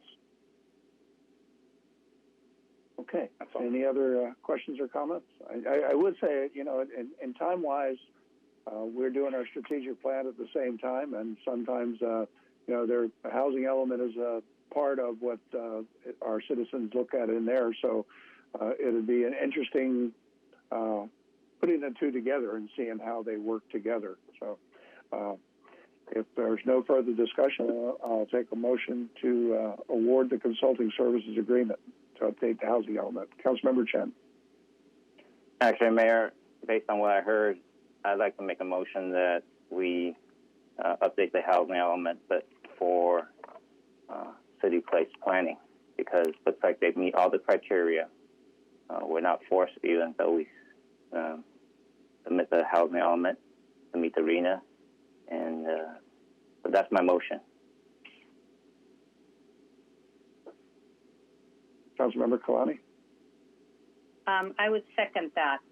That we use city place planning. Mayor, would you like a roll call vote? No, it seems to be working right now. Okay, start voting, please.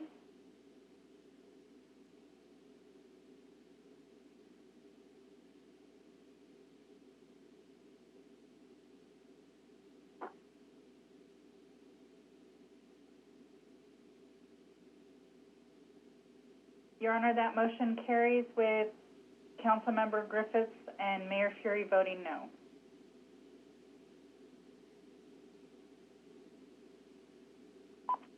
I'd like to make a comment on my vote, please.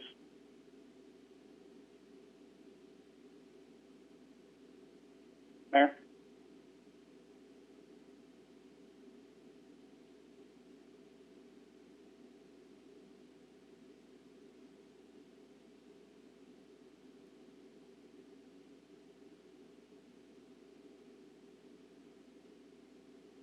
This is City Manager. Apparently the mayor's trying to call back in. I'll wait to make my comment. Thank you, Councilman.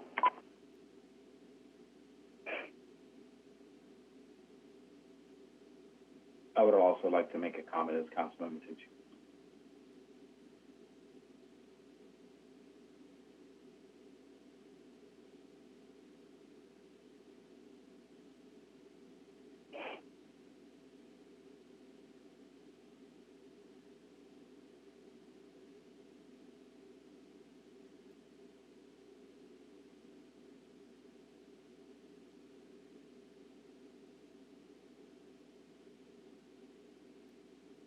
Okay, I'm back on.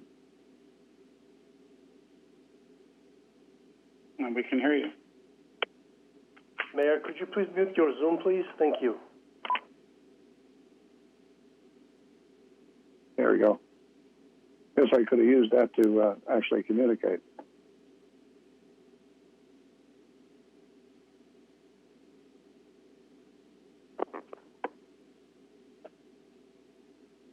Can you hear me?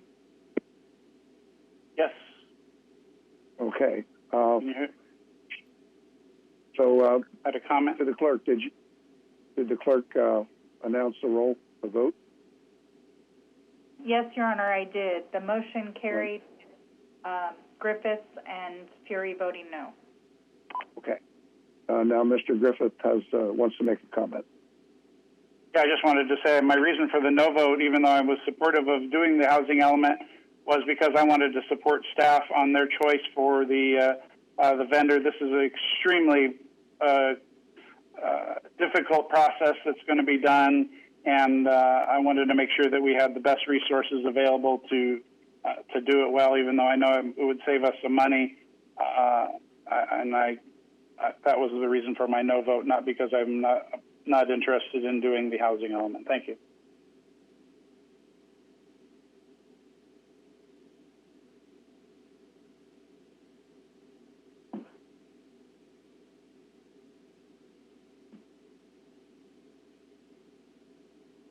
Did we lose the mayor? It all started with you, Mr. Griffith, with technological difficulties here. Councilmember Matucci. Thank you, Mayor. I just wanted to explain my vote. because I'm adamantly opposed to spending general funds money on this. I did have a change of heart when I saw the cost savings that was motioned, and if we aren't necessarily forced to build anything, what's the difference what the report goes with? Because quite honestly, 5,000 units in Torrance would destroy us. So if they're going to put a gun to our head to come up with a report, then why not save some money while we're doing it? But building this in the future, or I just don't know how this would even happen. But anyways, that's why I changed my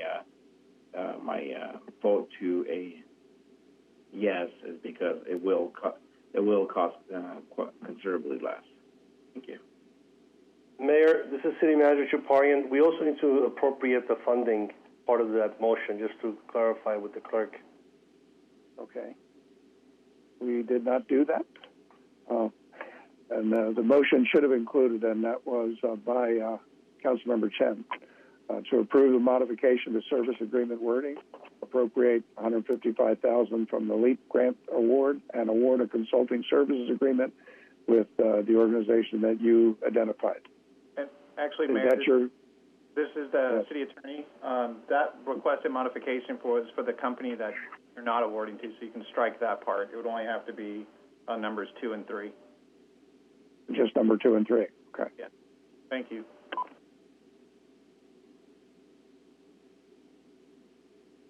Councilmember Chen, is that your motion? Absolutely, it is. It's the basically it's reducing the general budget fund by roughly $42,225. Okay. Is that sufficient, Mr. Sullivan? Yes, it's just you can either do it as redoing the motion to include 2 and 3, or you can just do number 2 because you've already done 3. Okay. Yeah, actually. Okay, I'll try this again if I'm allowed to, Mayor. Why don't we do a do-over? Go ahead. Okay, I'll just be very careful and go down. I move to adopt item 1, modification of the service agreement. Actually, I'm not even sure we need that now. I don't think City Place had that. Right, we're only doing appropriate. Right, so strike out 1.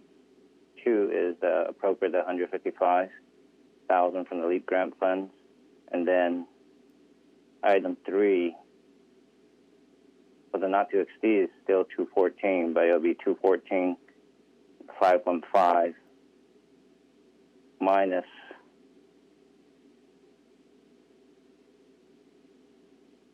$42,225. The difference between the two bids, if I could do it that way. Councilman, this is Adam Squires. Oh, yeah, I got it. 290. Should be 172,290. Yep. So item 3 should be 172,290. That's my motion. I'll repeat again. Item 2, appropriate $155K from the LEAP grant fund. Item 3, we modify that to 172,290. Councilmember Kalani? Yes, and to be City Place Planning. Second. Correct. Start voting, please. Your Honor, that motion carries with Councilmember Griffiths and Mayor Fury voting no. Thank you. I think we're going to take our 9 o'clock break now. 10 minutes, and hopefully we'll be back 5.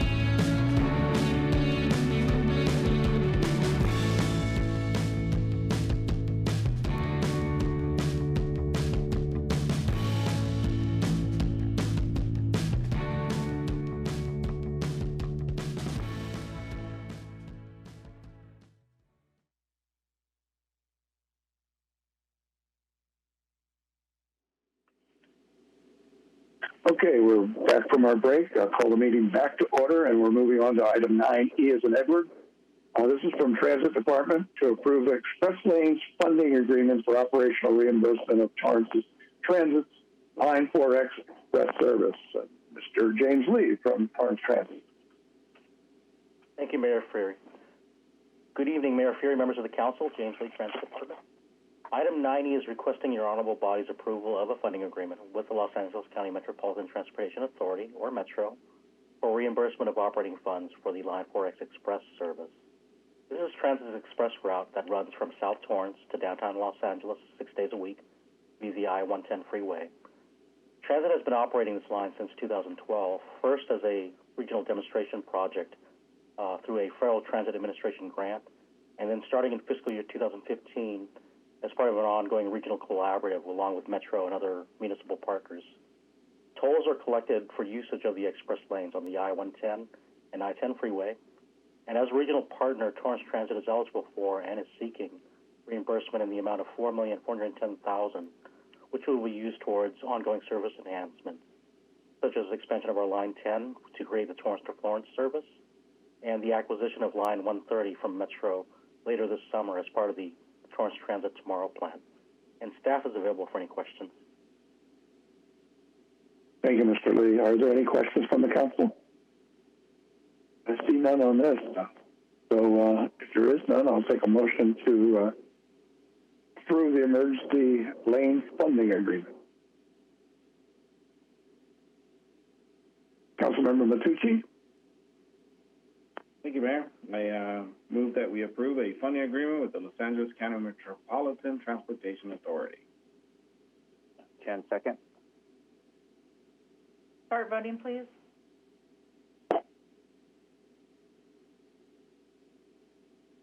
Your Honor, that must be carried unanimously. Thank you. On to item 9, F as in Frank. This is from the City Manager and Community Development to adopt resolutions opposing state housing legislature. Recommendation of the City Manager and Community Development Director that the City Council adopt the resolution stating our city's position regarding proposed state housing legislature. And this is presented tonight by Ms. Linda Cessna from Community Development. Good evening, Mayor and council members. As you stated, these are resolutions that have been brought back to you from our previous meeting. Previously, we had all of the pieces of legislation that we were opposing on one resolution. We have since changed them out, so you have a separate resolution for each of the 5 pieces of legislation that we are opposing. And in addition, we've also reformatted them so all council members can sign the resolutions. We also have sent a letter to the state regarding the proposed line item in the housing budget that allocated $4 million toward creating a housing accountability office, expressing our feelings that that money could be better spent. And that is also attached to your item along with the resolutions. And if you have any questions, I'm available. Thank you. Thank you, Ms. Cessna. I'm certain if there's not a question, there'll be a comment or two. Councilmember Griffith. Yeah, you could have predicted my comments on this one. I want to just really compliment staff for their efforts on these resolutions. I think the wording is tremendous that you've used. I think it really states the situation very well. And I think the fact that we requested that it be brought back again at this meeting to get all 7 members, hopefully, to vote in favor of it to make a stronger statement was a good choice, and hopefully we will get all 7 to support these bills and to get their individual signatures on each individual resolution against each of these bills, which will tremendously negatively impact our city if these bills get passed. And I certainly hope that Sacramento will listen to the cities. I'm so well aware of the significant effort around the state by many cities to oppose these, and I just hope that the folks that are supposedly representing us in Sacramento are listening, and thank you very much. Thank you. I'm certain they're going to at least know that we chimed in on it, each and every one of them individually. I think it was a good move to do the separate resolutions and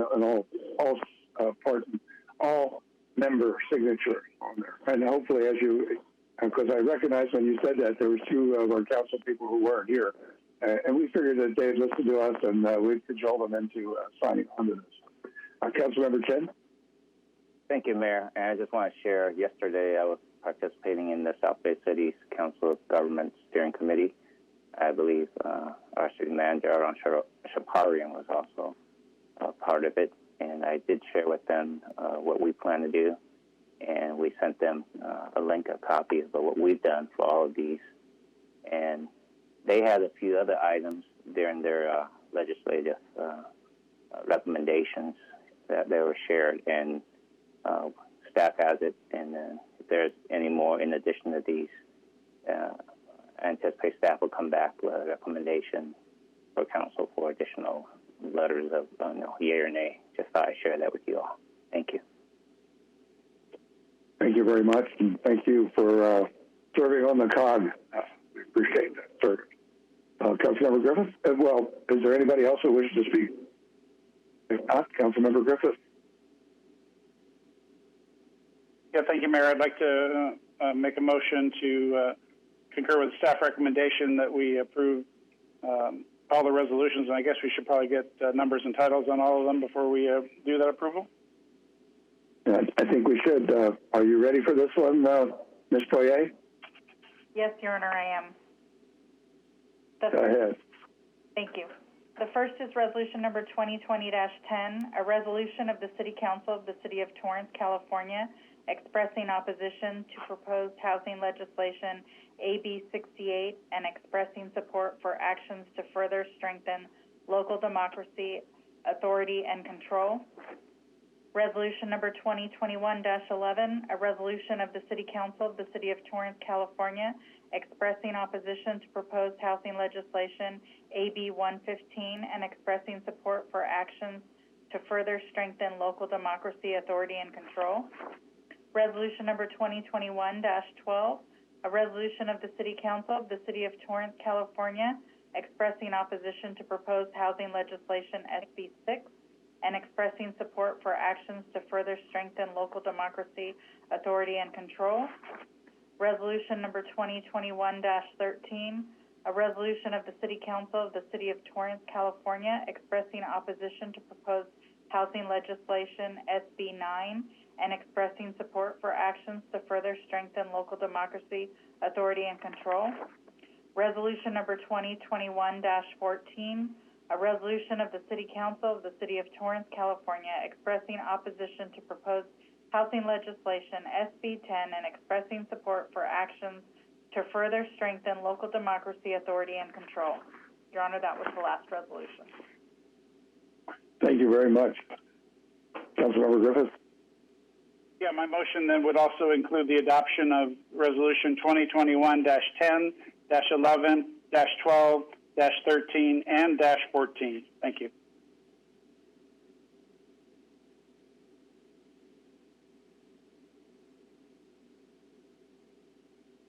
Matucci, second. Councilmember Matucci. Yeah, thank you. Yes, second. Start voting, please. Your Honor, that motion carried unanimously. Thank you. Which brings us to item 9G as in George, from the City Manager's Office to adopt resolution, amending resolution number 2018-85 for certain full-time hourly employees to add the position of ambulance operator. And this is going to be presented by Ms. Katie Wong. Yes, thank you, Mayor. Good evening, and good evening to the members of the City Council. Item 9G is a recommendation of the City Manager that City Council adopt a resolution amending Resolution number 2018-85 for certain full-time salaried and hourly employees to add the position of the ambulance operator. First, I would like to point out that there was a scrivener's error in the staff report that was published last week. The subject and recommendation inadvertently did not include the word salaried in the title of the bargaining unit. As you recall, on January 12, 2021, the City Council approved the implementation of the Emergency Medical Service, or EMS, transportation program within the Torrance Fire Department's Emergency Medical Division. Under a phased rollout of this program, the Torrance Fire Department will begin using 2 city-owned ambulances staffed with 12 ambulance operators until the ordered leased ambulances are received. Because the ambulance operator is a new position and due to the limited tenure, Human Resources wanted to thoroughly review the job description before adding it to the resolution. As such, these items, which are attachments A and B to tonight's report, were made publicly available yesterday, and I do apologize for the delay in having this information available. In order to begin recruitment for this position, the job description needs to be added to the certain full-time salaried and hourly employees resolution. The item before you tonight requests City Council's approval to amend the resolution to add the position. I am available for questions as well as representatives from the Fire Department and the Human Resources Division. Thank you. Thank you, Ms. Lund. Are there any questions from the council? I see no hands raised or no clicks on mannequins, so I'll take a motion. Oh, first I'll take, may we have a number and title, please? Yes, Your Honor, this is resolution number 2021-15. A resolution of the City Council of the City of Torrance, California, amending resolution number 2018-85, setting forth changes regarding hours, wages, and working conditions for certain full-time salaried and hourly employees. Councilmember Matucci. Thank you, Mayor. Move to adopt resolution number 2021-15. Councilmember Kalani. Kalani, second. Start voting, please. Your Honor, that motion carries with Councilmember Griffiths abstaining.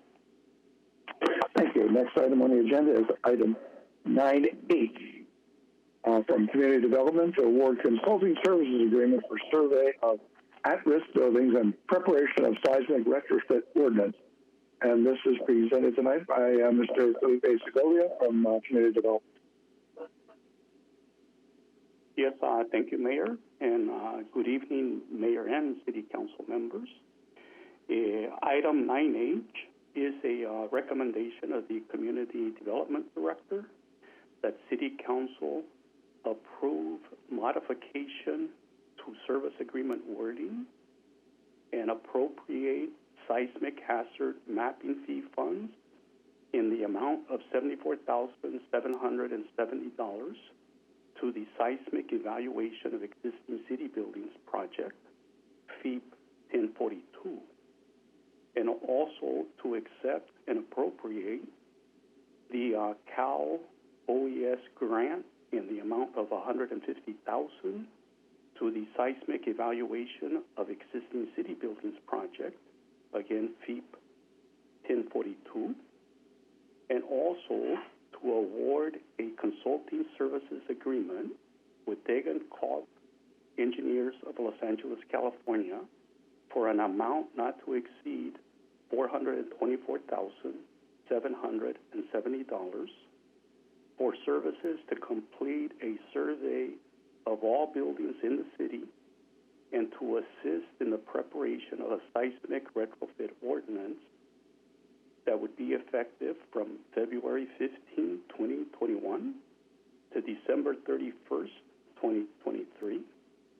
And then finally, also to direct the Community Development Department to return to City Council after completion of the survey and stakeholder outreach with a draft City of Torrance building seismic retrofit ordinance and recommended approaches to the implementation of the ordinance. I am available for questions, should you have any, along with a representative, Mr. Daniel Cepeda from Dagan Cobb Engineers. Thank you, Mr. Segovia. There are a couple of questions already. Councilmember Griffiths. Yeah, thank you, Mayor. What a coincidence.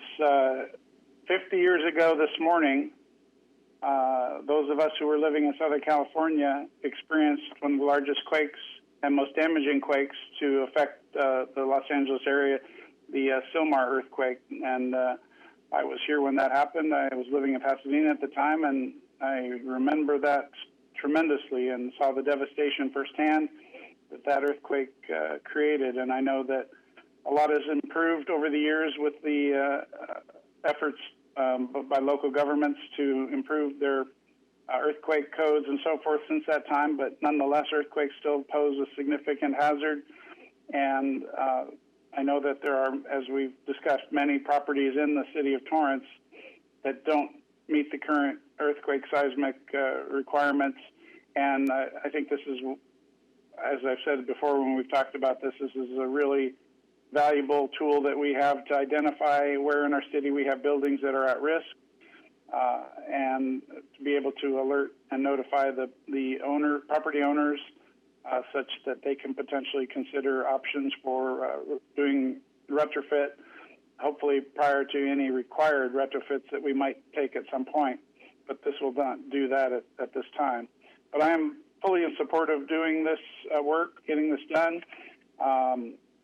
And I just want to address, there was a letter in the supplemental from a business that did similar type of work apparently. And I don't know if that's anything that we should be considering, because I don't know if it's a formal protest or anything like that. Can staff address that letter? Councilman, this is Felipe again. Once or after the department received that email message, I did reach out to the gentleman that wrote the message. We discussed the type of services that his engineering firm provided, and I explained the proposed scope of work for the service agreement that you're considering tonight. And he came to the conclusion that his services and the technology that he was offering, they were not the appropriate tools to complete the scope of work that is outlined in the agreement. I did invite him to stay in contact with the city, and I told him I would also reach out to him at the right time. The tools that he offers are really more for the later phase, should your honorable body decide to go forth with a mandated retrofit ordinance. His type of firm would be the type of firm that actually does the design and preparation of construction drawings for the actual retrofit work. Great. I really appreciate you taking the time to do that follow-up with the person that wrote in, and I appreciate that very much. I'm strongly in support of moving forward with this. That's all I have. Thank you. Thank you. Councilman Matucci. Thank you, Mayor. I have a question for staff. There's such a big jump in proposal prices, and reading through this, it somewhat explains the differences. But IDS, for instance, ranked number 3 with an 82 evaluation score, and it seems like we use the evaluation score as a determining factor, regardless, I guess, of price, unless it's outrageous, I guess. Number 2 came in at 874, and number 3 came in at 153, which is considerably less. Is there, did they not read the request for a proposal correctly, or what are we determining here? Because, there's a lot of difference in money. Can somebody explain what are the main differences, maybe, in the proposals? Councilman, this is Felipe again. The city, we did put out a request for proposals. We did receive the six proposals from the 6 firms that are listed in a table on page 3 of the staff report. The 6 firms were evaluated by a city team from different departments, including finance, community development, and fire. And there were different factors. One of them was cost. One of them was experience, and one of them was how familiar the firm putting forth the proposal were, how familiar were they with the type of scope that is proposed? And yes, for example, number 3, IDS, they came in at $153,000. But for example, their experience with the scope of work that was being requested was basically 0. They were more of a design firm, and this would have been their first project in trying to fulfill the scope of work that we outlined.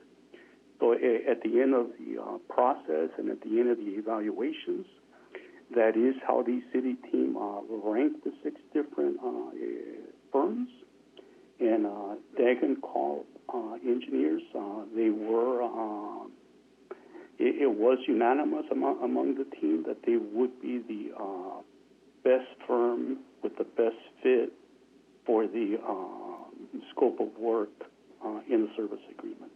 They had the most experience in completing this type of project.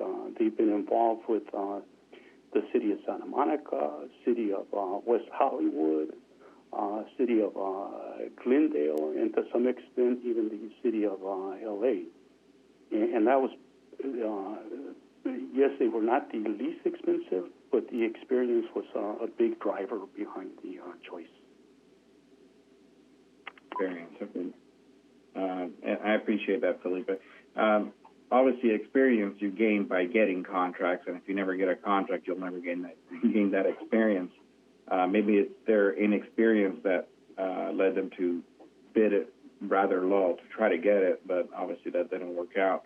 I feel for companies like this because, they too, I think, deserve a shot, especially when they're coming in this low. It looks like they're very eager to gain that experience for future projects. But I have other concerns.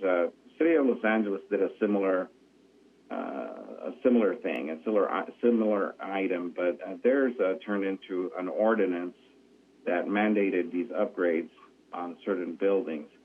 Now, I know personally now a couple people that actually had to get rid of their buildings because they couldn't necessarily afford the upgrades, the retrofits that were being imposed on them. So I personally don't want Torrance to be like Los Angeles in any way. And I definitely don't want to be a city that tells an apartment building owner, look, your building that was built in 1974 is no longer to today's requirements, but now we're going to push you that you have to do these upgrades. Now, these upgrades could be in the hundreds of thousands of dollars. A friend of mine that owned a small building in the LA Strip was being forced to do a $250,000 remodel, which he couldn't afford. Now, somebody could argue, well, it's not safe. Well, there's a lot of things that aren't safe, like driving a 1955 Chevy. You're not going to push something that was built to those standards at that particular period of time you're not going to push those people that own a 1955 Chevy to make it into a 2021 Tesla. It is what it is. Those buildings were built, and I understand where we're going this. Public safety, I get it. But I know the road that we're going down. We're going to pass this, maybe or maybe not. We're going to pass this, and the next step is to come up with an ordinance that forces these building owners to do the upgrades, and that's where I have a hang-up. We shouldn't be forcing property owners to do upgrades that they didn't sign up for. When they bought those buildings, they bought those buildings with the notion that they were built to standards at the time that they were built. The same city, us. We are the city that gave them the permits. We're the city that actually looked at the plans. We are the city that inspected the properties. We are the cities that signed off on those properties. And 30 or 40, 50 years later, we're going to go back and ask these individuals or companies to do retrofits that they may or may not be able to afford. And ultimately it's the tenant that pays for this because the cost of those projects usually end up being paid by the tenants, just like any other business. The end user is the one that pays. I'm not opposed to necessarily doing a report, making people aware, look, your building could be at risk. I'm okay with that. I'm not okay with spending, almost three times more than IDS Group, number 3 ranked, which is relatively high. I mean, looking at the chart, they had an evaluation score of 82, which leads me to believe that everything they did was pretty good, except the fact that they didn't have experience, which, to me, experience, you get it while you're doing the job. So if everything else looked good, the only way I would support this is to go with the cheaper IDS Group of 153, come back with a report to identify properties that may be at risk, but under no circumstances, I'm going to tell it right now, under no circumstances would I ever push for a property owner to do upgrades against their will on a property that was previously approved and approved, in plan check and approved in inspections by our own city planning. And I don't care if it's 50 years ago. We give them the okay, and we can't be like Los Angeles, forcing people to take out loans on their homes to do upgrades. So anyway, that's my position on that. I don't know. I don't want to go necessarily against staff's unanimous decision to go with the $424,000 contract, but at the same time, I feel there's such big jumps in these proposal prices that my feeling that we're going through a pandemic, we're going through financial issues in the city. I'd almost be inclined to just table this to a further date. As the Councilman Griffith said, this is very important. I get it, but is it the right time to go in this direction? So I don't know. I want to hear what others have to say. Thank you. Councilman Eshka.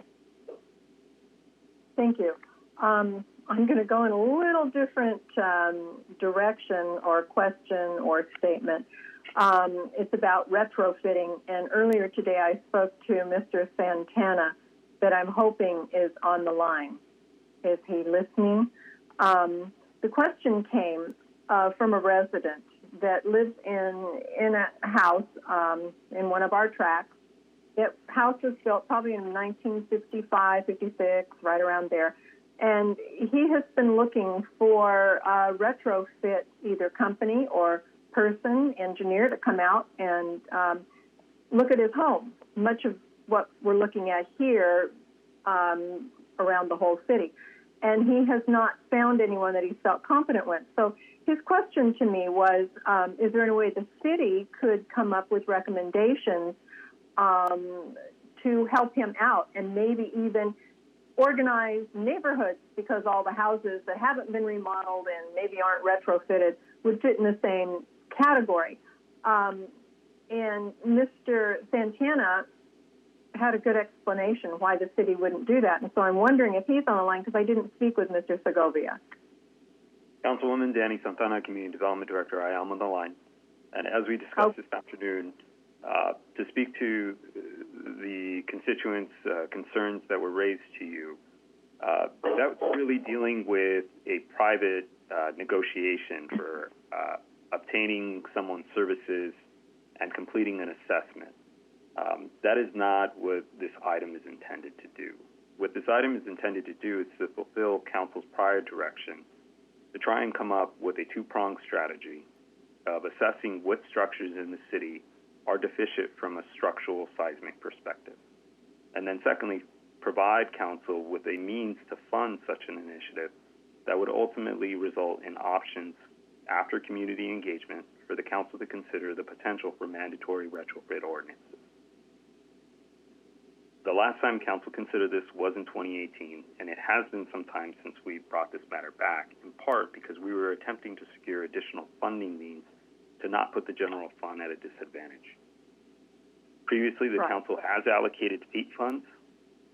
In addition, we've been able to collect over time through building permit fees, an initiative related to the seismic hazard mapping fee, which is along the lines of what prior councils have directed us. And we also have been able to secure, with the assistance of our emergency services coordinator, Cal OES grant to the tune of $150,000. If the council does table this initiative, the city would run the risk of potentially losing those grant funds. You also, I think we also discussed the situation of why the city would not recommend to residents individually certain companies. Could you reiterate that? Sure. The city is not in the business of recommending one firm over another for private remodels or retrofits. That's the same for landscaping, for pools, for fence projects. What we can do is, through this process, and after receiving public input, identify what are the common questions, provide frequently asked question responses, and help guide residents as to what are the factors that they should consider when considering whether to proceed with a retrofit, whether it's mandated or not.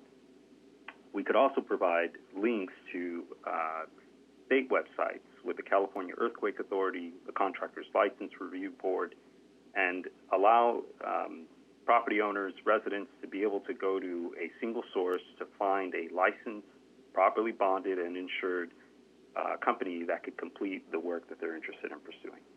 And that way the city is not in the, did not recommend one contractor over another, but gives people some confidence in where they're going to find the necessary information. Right. Yeah, that covers everything. Thank you. Yeah, and I'm in support of looking into this and identifying what we have. Thank you. Thank you.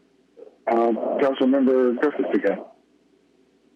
Yeah, I wanted to further comment in regards to Councilmember Matucci's comments about the mandated retrofits. This item does not request any mandates of any type on anyone, and basically it's to identify and survey the buildings within our city as to their seismic capabilities or lack thereof.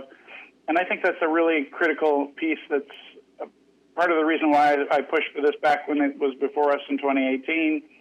I think it's really an important service to the public, that they know that maybe potentially they're going to lease an apartment in a building that has a bad seismic situation. And without us being able to identify that through these surveys, the public might, not be well informed when they make their decisions on where they want to live, or where you want to have your business and all of your employees. So I think this is a really important tool that's not forcing anybody to do anything, but it does identify those areas where there is a potential for safety risk in the case of an earthquake, which we all know is going to happen eventually, and has happened, and it will happen again. And so I think it's a prudent thing for us to do. That's why I pushed for it back in 2018, and I will fully support the staff's recommendation of their number one company to do this work. Thank you. Thank you. Councilmember Kalani. Thank you, Mayor. I just had two quick questions. I noticed on page 5 of our material, it has the description of the evaluation criteria. Could you tell me, was the weakest area for the number 3 choice for the city, was that just in the experience of IDS? Did they lack points in experience, or was there a significant area where they obtained less possible points than the number 1 choice? Councilwoman, this is Felipe again. The criteria that you're looking at, yes, that is the criteria that was used for all 6. And there were actually 2 rounds, In the first round, we looked at all 6, and from those 6, we identified the top 3. And then we actually went a step further and interviewed the firms, each of those top 3, which is the top 3 listed in the staff report. Degenkolb, KPFF, and IDS. IDS, in their written proposal and in the interview, not only they scored high because of the cost, and cost was one of the factors, but they did not score high in the remaining 5 factors that we looked at. But because they scored so high with the cost, it did bump them up to the number 3 spot. Okay, thank you. And just one other quick question. There was an example used of apartment buildings. Are they able to access a privately owned apartment building to do the seismic evaluation? What's being proposed in the service agreement is a survey of all existing buildings in the city, and the survey would be performed using various means. One would be actually boots on the ground, where the representatives from the engineering firm would walk the streets of Torrance from the right of way from the street, being able to see if they can identify the deficient buildings. Another method would be using the LA County assessor's information as to when buildings were built, the size and the number of stories. Also aerial maps and Google Street and similar programs. So there would be various methods, and yes, it could be accomplished without necessarily going onto the site. Okay, thank you. I appreciate it. Thank you. Councilwoman Matucci. Yeah, I just wanted to add that, speaking to staff the other day, I was told that no inspector or surveyor will be stepping foot on private property. It sounds to me that they may. Is that what I heard just right now? That they may go on private property? Because evaluating a property from the street, you're not going to see much, especially some of these buildings. There are multiple buildings that go, a block deep. Not a block deep, but, half a block deep, 500 feet deep. Whatever the case is, you're not going to be able to see maybe the parking areas, which a lot of those issues, I guess, on these older buildings are the stacked on top of, what do you call those, carports. So are we or are we not going to be giving permission to go on private property? Because I would imagine that's the property owner that would have to give that permission. Councilman Danny Santana, I'm the one that provided you that information. Yes, we had that conversation yesterday. To answer, and I want to reaffirm, these assessments would be done via the right-of-way. And if you can't see what's necessary in order to complete the assessment, those other technologies and approaches that Felipe just covered would be utilized. If in the event all of those yield unfruitful details that are necessary, staff or the consultant would not go onto private property without property owner consent. But our preliminary understanding is that likely will not be necessary in most instances. Okay. Thank you. Thank you. If no one else wishes to make a comment or a question, before Councilmember Griffith makes his motion, I would like to say that one of the most stringent earthquake retrofit services is through the insurance industry. Anybody who insures property, I had a property that was built in the 40s. And they knew right away it was not bolted down. So they came and inspected, and it wasn't bolted down. So, you know, we're fortunate that most of our homes here in the city of Torrance, private homes, single-family homes, were built in after the 50s, at least in the newer sections. But the old sections, they weren't bolted down in those when they built those. Ones on slabs might not have been bolted down, but many of those have been retrofitted since then by the homeowners because of the mandates by insurance companies to give you property insurance on them. And I think the same thing occurs with high-rise buildings, the apartments that are over garages. I know a number of the apartment buildings have been retrofitted in our city already. And that information will be available through either through the permits in our office or in the county through the registrar. Okay, Councilmember Griffin. Yeah, thank you, Mayor. I'd like to move to concur with the recommendation of the Community Development Department or Community Development Director, items 1 through 5 on the recommendation.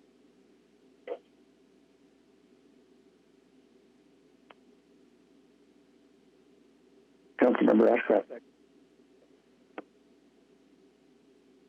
I was going to second, but I pushed the wrong thing, I think.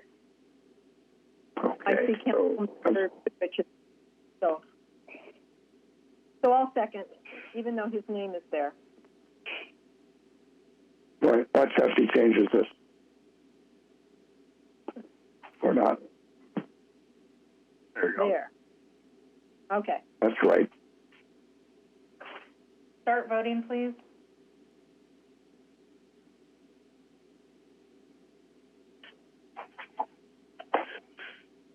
Your Honor, that motion carries with Councilmember Kalani and Matucci voting no. Thank you. That brings us down to the end. And now it's time for City Council oral communication. And tonight, the first one up is Mr. Goodrich. Yes, Mayor. The only thing I have is after talking with our police chief and also some members of our local nonprofit community that serve developmentally disabled, our police have a system whereby if they respond to an address for a call, they can see notes in there if they've been previously entered due to a prior incident, somebody that has a developmental disability, so that the police know what they're dealing with upon going there to be able to respond more appropriately. But I've learned there is potential to maybe work with some of our local nonprofits and expand that database so that our police have more information. And I'd just like to request concurrence from the council to allow our staff to explore that. Okay. Thank you. I think we have concurrence. All right, thank you. Councilmember Griffin. Thank you, Mayor. I really don't have anything else to say, but I wanted to wish everybody a happy Valentine's Day and do something nice for the person you love. Thank you. Thank you. Councilmember Kalani. Thank you, Mayor. I just want to thank everybody for their thoughts and prayers last week. It meant a lot to me and my family. And I want to wish everyone a happy Valentine's Day as well, and support businesses and restaurants, and have a wonderful Valentine's Day dinner. Thank you. Thank you. Councilmember Matucci. Thank you, Mayor. I just wanted to give my message of appreciation today, especially today, to our Torrance Fire Department and Captain Travis Bonds of Engine 93. They responded to a fire at 5:30 a.m., a dumpster fire which was pushed up against a building. That building is where the new location for a food bank called New Challenge Ministry is. They just moved in literally 2 weeks ago, and that dumpster fire was put out rather quick. There was some damage, definitely some damage to the building, but it's because of our great men and women in the Torrance Fire Department and their quick response, great training, There was minimal damage to the building. I really, truly appreciate that. And I mentioned this because I am part of New Challenge Ministries. I'm on their board. I've been on their board for several years. There's video footage that's out there. It's sad that somebody actually went there and actually lit fire to the dumpster. It wasn't, in my opinion, it wasn't a vagrant trying to stay warm, because looking at the video footage, they lit it up and left. So there's some hateful people out there, or so just plain stupid people. But whatever the case is, I'm just happy the outcome in the end was okay. Nobody got hurt. There was minimal damage, and just a message to people out there, stop hating on people that have different opinions, I get attacked. New Challenge Ministries received many letters trying to take me off the board. The Pastor John Ross Hernandez, I asked him if it would be easier if I just stepped down, and he hugged me and said, no, I don't want you to step down. You do so much for us. So I appreciate the Hernandez family. I appreciate New Challenge Ministries. Last year, we helped over 1 million people. 1 million people. To those people that tried to burn down the building, 1 million people we helped. 1 million. It's just disheartening to see how evil some people can be. And you know what? You don't have to like me, but leave New Challenge Ministries alone. And for anybody out there that knows them, they know how good they do for everyone. We don't ask any questions. You just walk up, pick up some food. A case of food usually lasts about a week. We're feeding families. We're giving them clothes. Just have a heart, guys. Whoever did that. I don't care if you're a vagrant or some idiot trying to cause damage. Lay off. Lay off. It's enough. It's enough. God bless Torrance, God bless America, and God bless the Hernandez family, and God bless New Challenge Ministries and the 1 million people that we've helped last year. Thank you. Councilmember Ashcraft. Thank you. Happy Valentine's Day and President's Day, which will be Monday. And don't forget, tomorrow morning, 9 to 12, is Supervisor Hahn's food distribution. You have to be in a vehicle, no walk-ins, and wear a mask, please. Corner of Hawthorne and Sepulveda in the Sears parking lot. See you there in the morning. Thank you. Councilmember Chen. Thank you, Mayor. I know this coming Sunday is Valentine's Day. However, this coming Friday, February 12th, is the lunar, or some people call it Chinese New Year, and it's the year of the ox. For some of the folks who practice the Chinese tradition, which is practiced in many countries in Asia, there is a practice by adults to give red envelopes. Get this here. This is not showing too well, my friend. Red envelopes for children in the family. If you receive a red envelope, do thank the giver and be grateful. If you don't receive a red envelope, I urge you to still be grateful for all that you have. Make a personal resolution for 2021 to practice kindness without condition. Good night. Thank you. Well, we have a long weekend coming up, which means leisure travel for many people. And again, we're going to encourage people not to go on long trips and spend time with other people. I ask you all to remain mindful of all the health orders. COVID-19 vaccinations continue to be administered across the nation. But we also want to remind the community that residents are still advised to stay home as much as possible and always wear a face covering over their nose and mouth when they're outside their household and around others. Celebrate a safe and happy President Lincoln and Washington's birthdays, and of course, happy Valentine's Day. Our mantra still rings true. Stay in place, maintain your space, cover your face.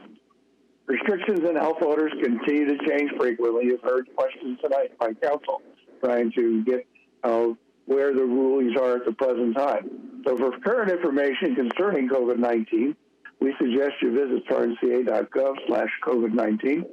For daily updates, tune into City Cable or torranceca.gov and watch live on COVID-19 Today, Monday through Thursday at 4 p.m. and weekends in Torrance, which airs every Friday, Saturday, and Sunday at 2 p.m. Stay safe out there. We all saw what happened in Tampa Bay, and I'm not talking about the football game. That was Unto Its Own, where the old guy beat the new guy, or the young guy. But the crowds that were there, I mean, all you can expect from that in the situation we're in right now is that there's going to be a number of people who come down with COVID-19. And it's sad that people who went there, they'll go back to their homes and bring it there. There's way too many people who are infecting their relatives. So be safe with your relatives. Be safe with everybody. Wear a mask. It's easy. It's cheap. And then when you get an opportunity, make sure you get vaccinated. If you have the opportunity to take the vaccine and don't do it, you're not doing yourself a favor, and you're not doing society a favor at this point. So hopefully everybody in Torrance will remain safe, and our numbers will continue to go in the direction they're going right now, and we'll be able to get everybody back to work and everybody back to school, and we'll get back to being what Torrance is. So thank you all for watching tonight, and we'll take the motion to adjourn. Councilmember Chen, I hope you have the short one. Yes, I do, Mayor, even though we have to work out the buttons here. I move that we adjourn tonight's City Council meeting to Tuesday, February 23rd, 2021 at 5:30 p.m. for closed session, with the regular meeting commencing at 7 p.m. My motion incorporates by reference the orders from the state of California and the county of Los Angeles that are listed under adjournment on the agenda. Members of the City Council and staff will participate in this meeting via teleconference or other electronic means in our continuing effort to practice social distancing to reduce the spread of COVID-19. Information on how the public can watch and participate in the meeting is found on the agenda. Tuesday, February 16th, 2021 is a council dark night. And we have a second by Councilmember Kalani. Start voting, please. Thank you. Mayor, this is Heidi. My Granica is shut down. I have to vote yes. I know the feeling. Thank you, Councilwoman. Your Honor, that motion carries unanimously. All right. Thank you, everybody, for watching tonight. Have a safe weekend, and we'll see you next time.